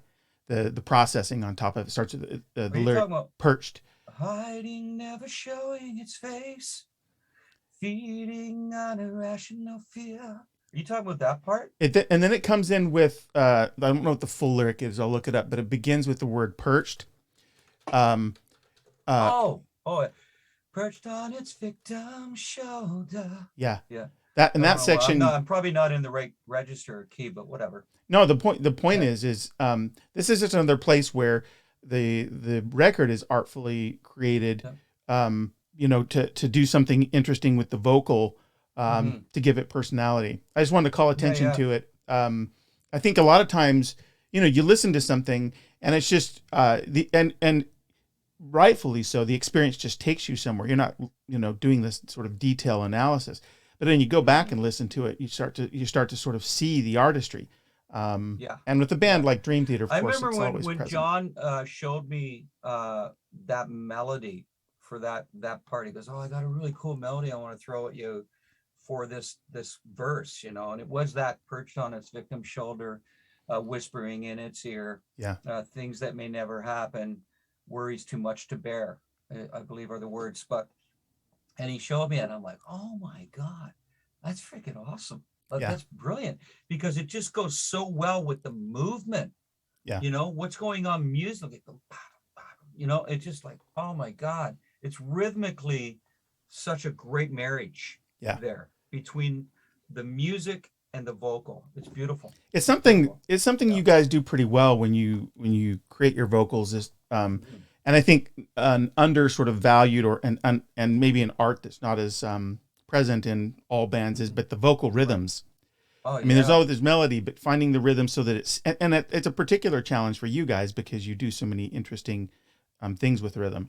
But Well, at times the voice can be very percussive, right? In Dream absolutely, Theater, you know, but there's a purpose behind it. It's not just freaking random. It's oh, wait a minute, this would be really cool to do this because it's going to add that much more excitement yeah. and make it that much more effective to the listener, you Well, I know. mean, And you always have to be thinking in that, especially in a band like this. I yeah, mean, not only am I allotted the expansive tapestry of being able to express myself on every level because of the music, right? So like it's a vocalist's dream, you know, yeah, no pun intended, but yeah, you know that you can take this, and no matter what the song is, like you're not held to, okay, well, you know, like aren't you just a hard rock band, so you're going to sing in that mode all the time? No, we can be doing stuff that sounds like fusion, jazz, classical, yeah. right? And we're all over the place, progressive, heavy metal, all that shit. So it's just like, oh, wait a minute, I'm coming up to another part. Oh, this song's going to be allow me to use this part of my voice and this part and be able to be this kind, be somewhat emotional in this vein of the vocal approach. And it's just it's exciting because it keeps everything so fresh, so And that fresh, and you these know. different rhythmic approaches and melodic approaches have been there all the time. But I remember the first time I heard "Take the Time" and that whole Oh opening man, yeah. thing. In my mind, it was the first sort of metal rap. I mean, it was the nature Yeah, of yeah, that opening thing. It's like so different. And yeah, you guys have always done this with the yeah. vocal rhythms, which is something that's not vocalists don't always think about. Right, Um, exactly. Mm-hmm. let's talk a little bit about Sleeping Giant. There's Mm-hmm. a at about the 4 minute and 28 second mark, you make this vocal decision to sing on vowels. I think they sound like woes, but you're singing on the Oh vowel, yeah. and it is I had to stop and listen to it several times because I realized that that's something that I haven't heard a lot in rock and roll. for a long time, where it's the voice as an instrument just singing on the vowel. Yeah, it becomes anthemic, Yeah, right? absolutely. I know. Oh my I gosh. got a good story behind that one. Yeah. I got a good story. So I came into the studio, and because we had left the night before, I was like singing this and that and some backgrounds of other pieces and other songs, and John was telling me about that particular point in the song. He's like, yeah, we're gonna like, what do you think about this? You think we should even do something like that? And I go, oh, well, hang on, I hear what you're saying.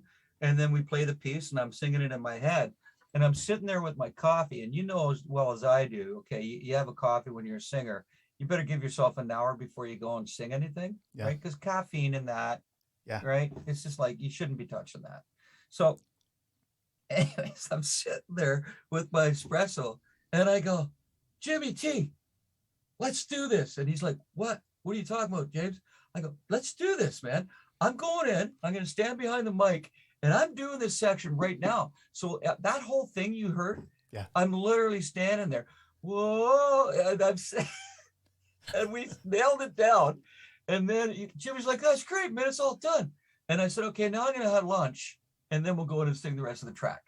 And it was just so funny. But and then John Bertucci's like, holy shit, okay, that's exactly what I was hearing, And anyway, like, we had a lot of fun doing this, because we were just, like, we're like a bunch of kids in a freaking candy shop when you start doing things, and it's just, it's great too that you can, what you might think would be the approach, and what has been laid out as, okay, here's the blueprint, okay, right? We both agree that this is the vocal melody or whatever, and okay, and then, but it's not until I get behind the microphone, I'll come up to some sections and I'll go, and I've told you this before, I'll go,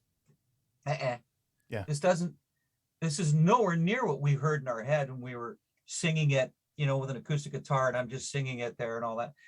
So let's change this, and you just change it on the fly. But that's some of the exciting stuff, is that you're changing it. It's spontaneous. Hey, wait a minute, I'm hearing this now. Boom, do it, lay it down. Let's hear it. And that's, you have a lot of fun. Sure. And that sort of spontaneity and openness to like creative, being on the fly. Right.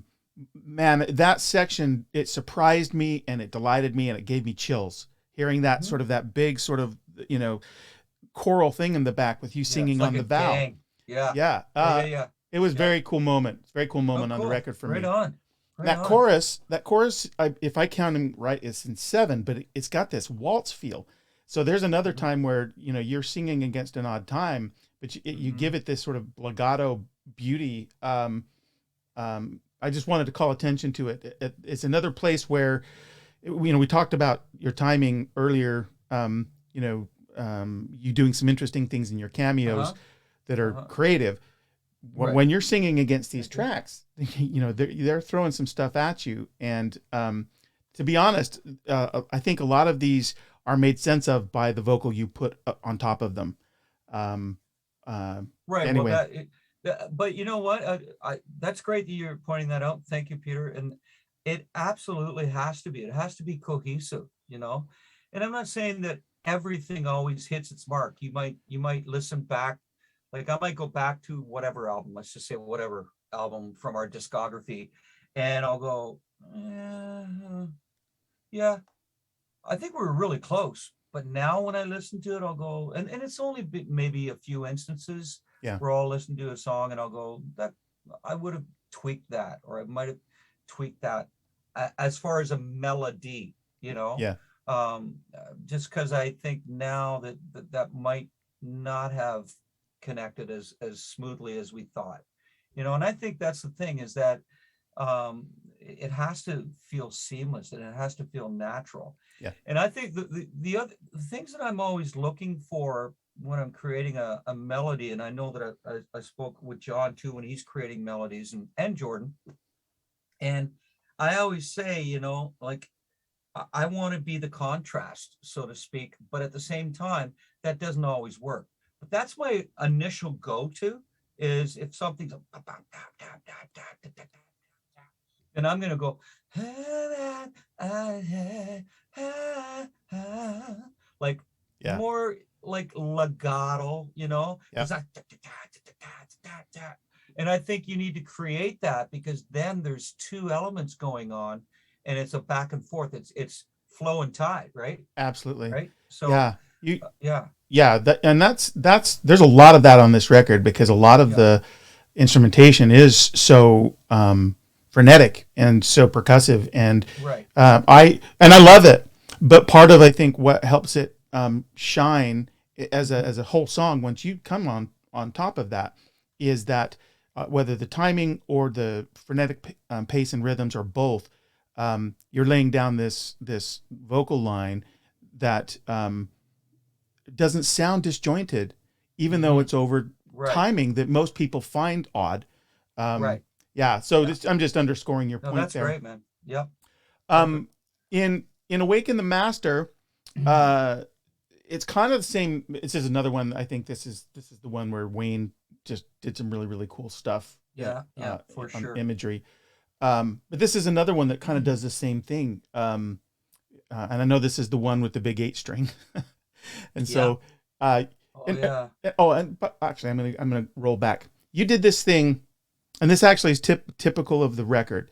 At the end of that vocal line in, actually it's in Transcend. No, it's in Sleeping Giant. You did this thing where, and I've heard you do this on other records, but the oscillation that you use in your vibrato is, neither fast nor long.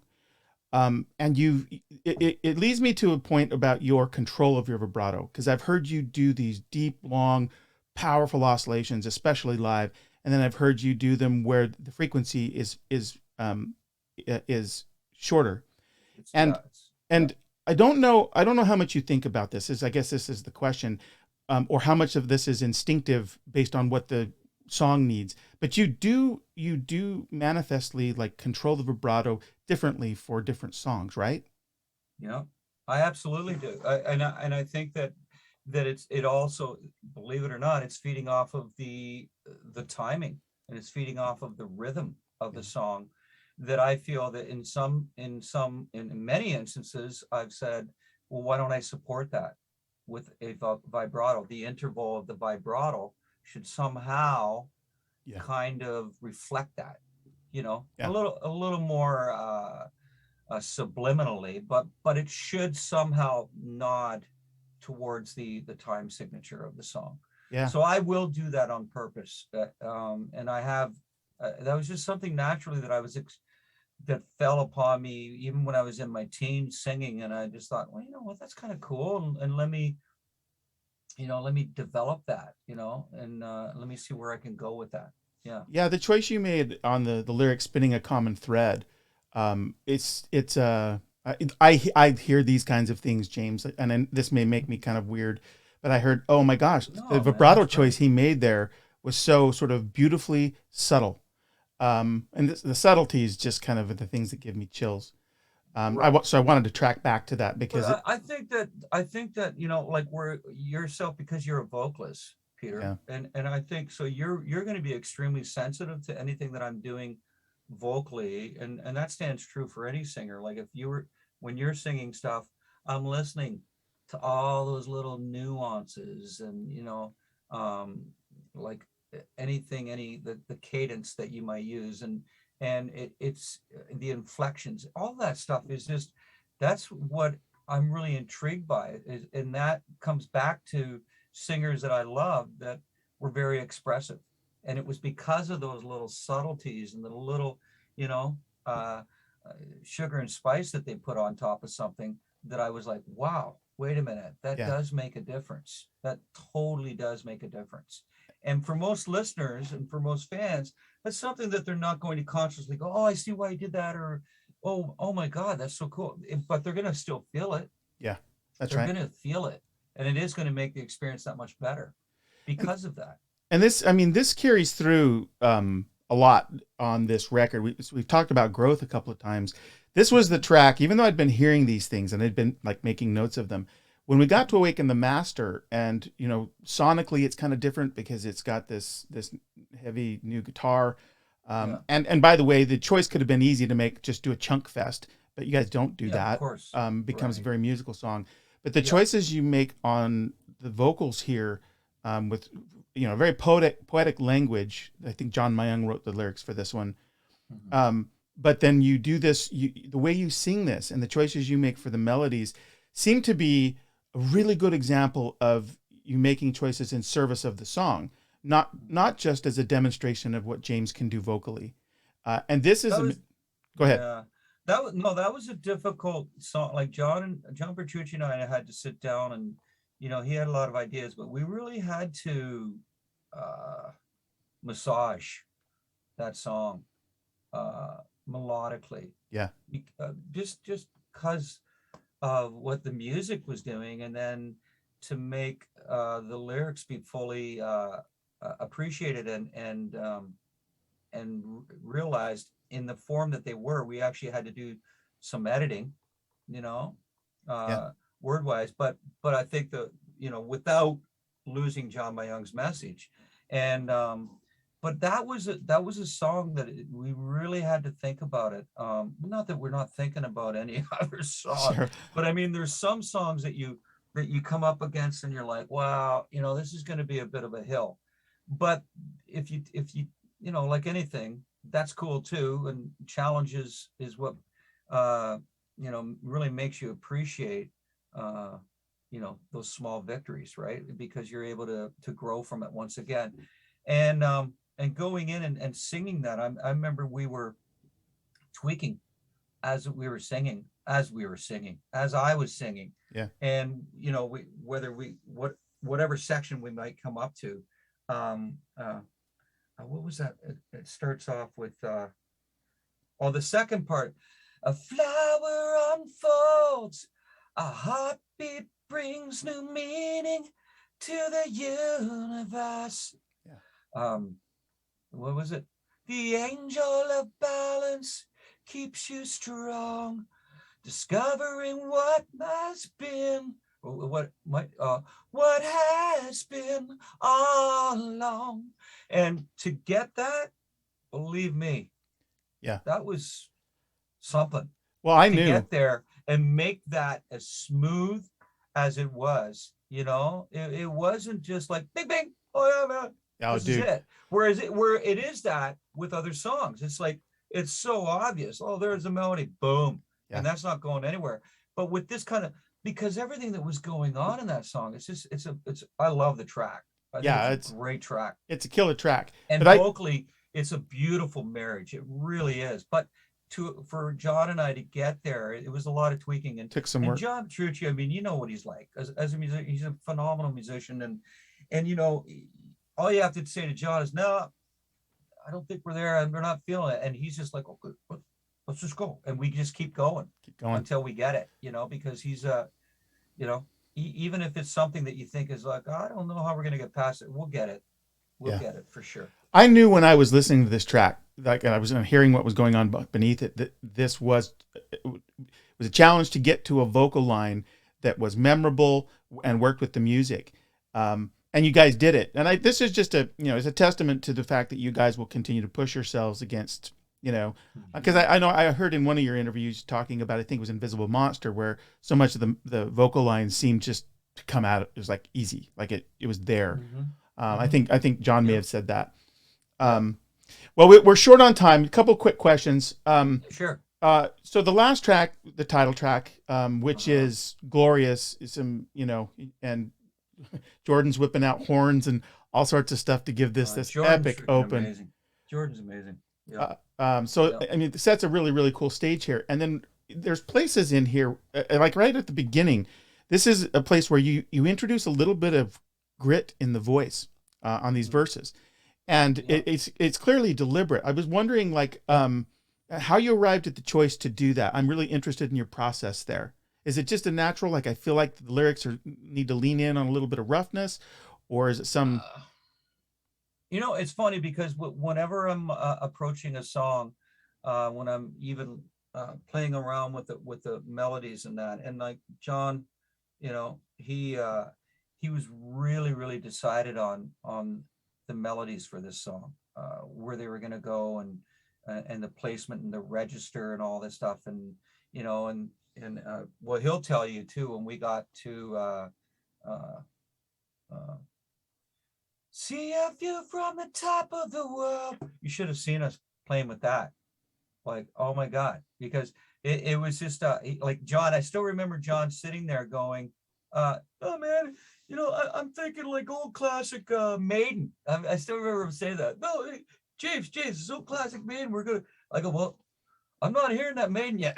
we got to tweak this, man, because it's not hit. And then we tweaked it. That all of a sudden, it was coming out. Because at first I think there was way too many words, and then we weren't getting there. And then he was like, okay, well, we'll do some editing, and we did.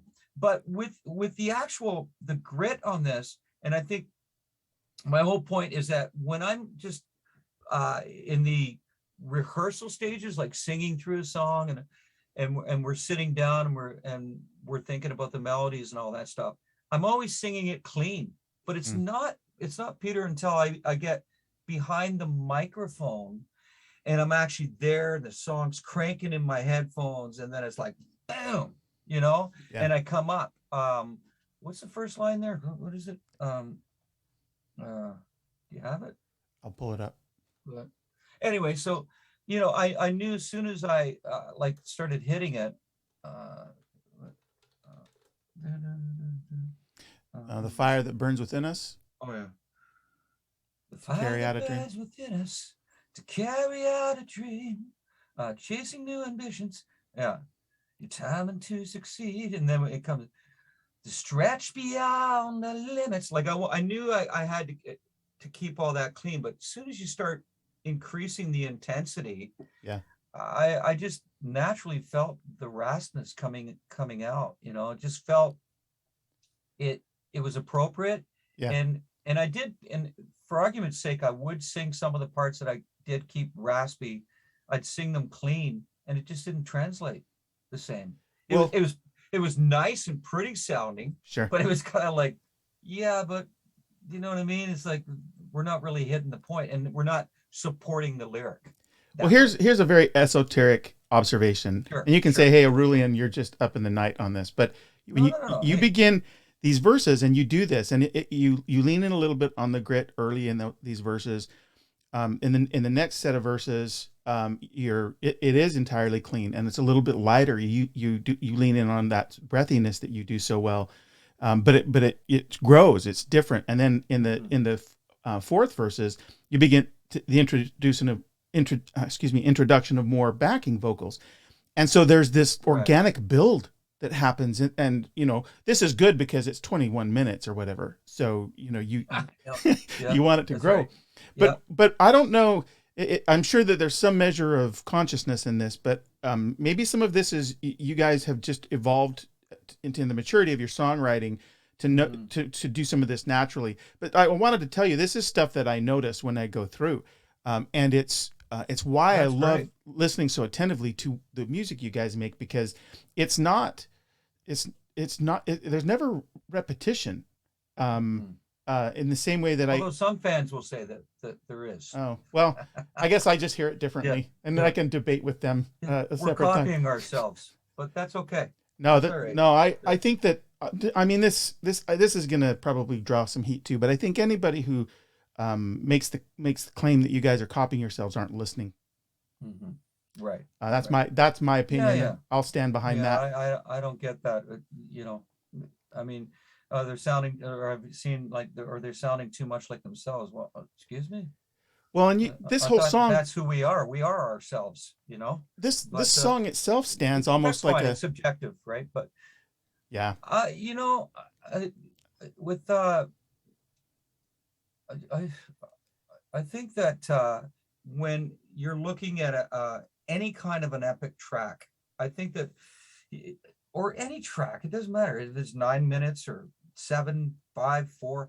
I think you always have a pretty good grasp on what it is that you've laid out in front of you, and where you want to take it, what it is that you're trying to get across. And I think especially in an epic track, like there's so much going on, and you want to hold the listener's attention. So in order to do that, you're looking at so many stages, like it's almost like building the plot in a movie, Yeah. or in a book, and you have to have that dynamic, where okay, so we're approaching it this way. Like if you think about the way that this song opens, it's very cinematic to me. Absolutely.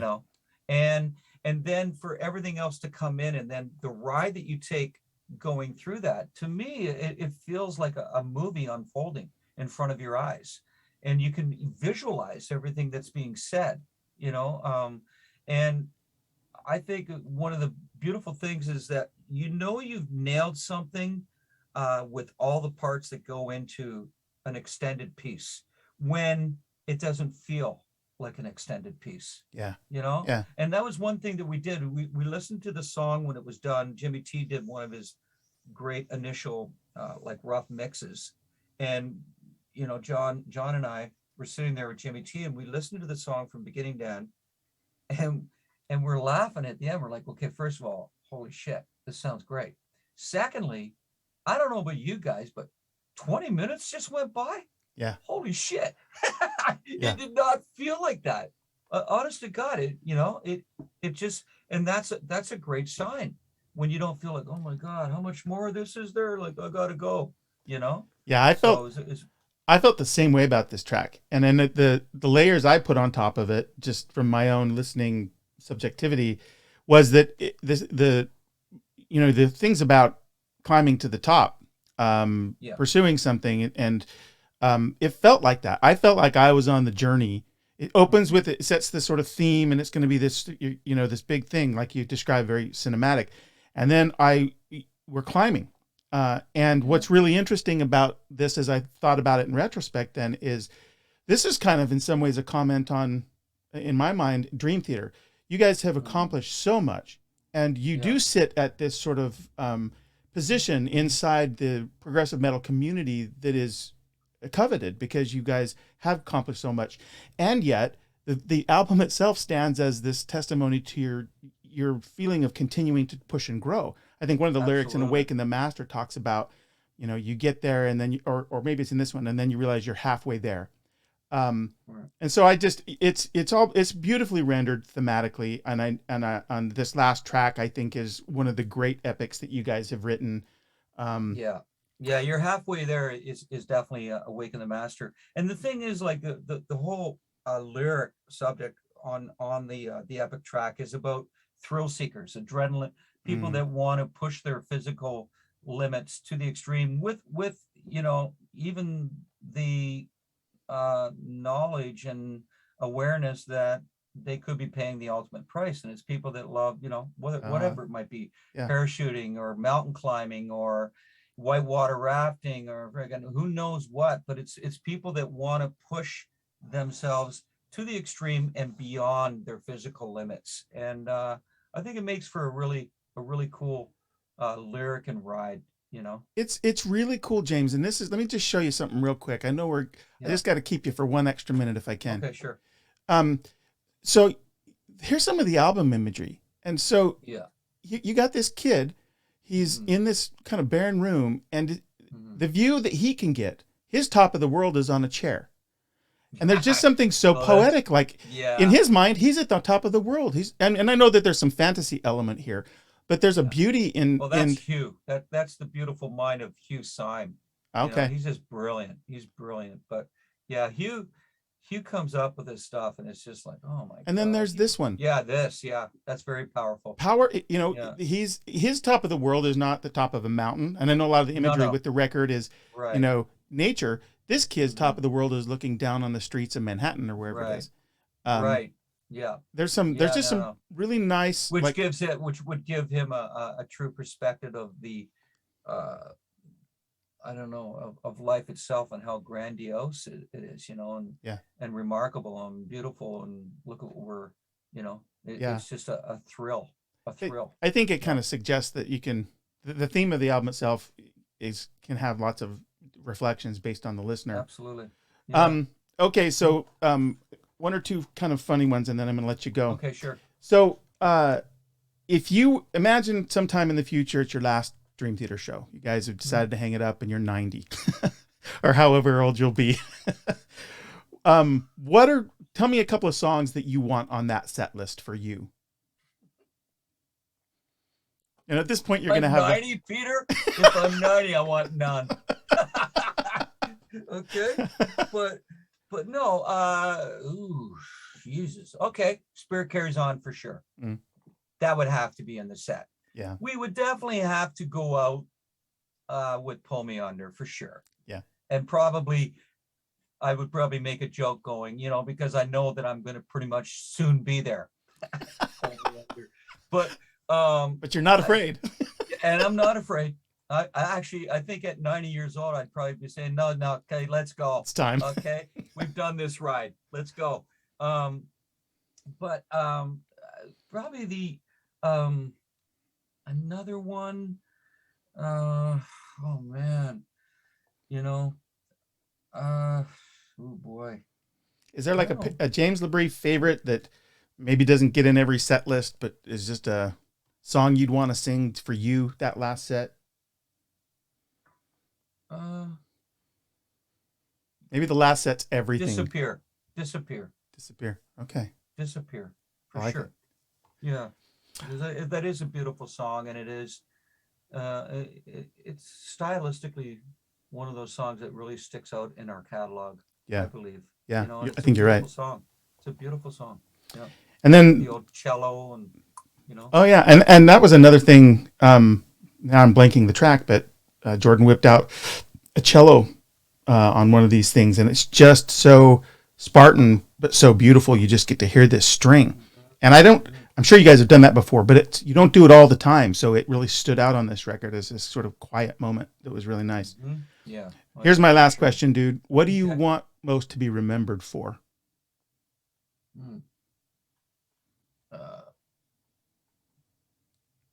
I know this is sort of the music that I was a part of, the music that I created, the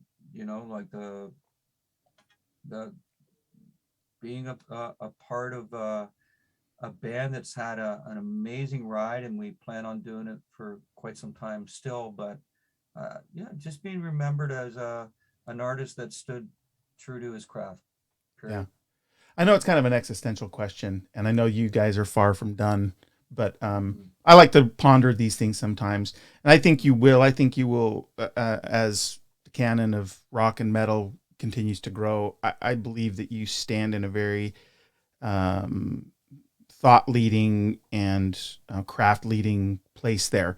I know it's been true for me, and I know it's been true with a lot of aspiring vocalists. So with that, dude, I want to thank you for your time. You've been gracious as always.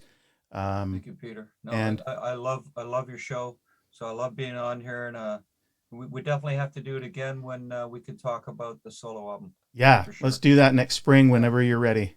Yeah, absolutely. All right, my friend. Until next time, you take good care. Take care, Peter. Bye-bye. Bye-bye, man.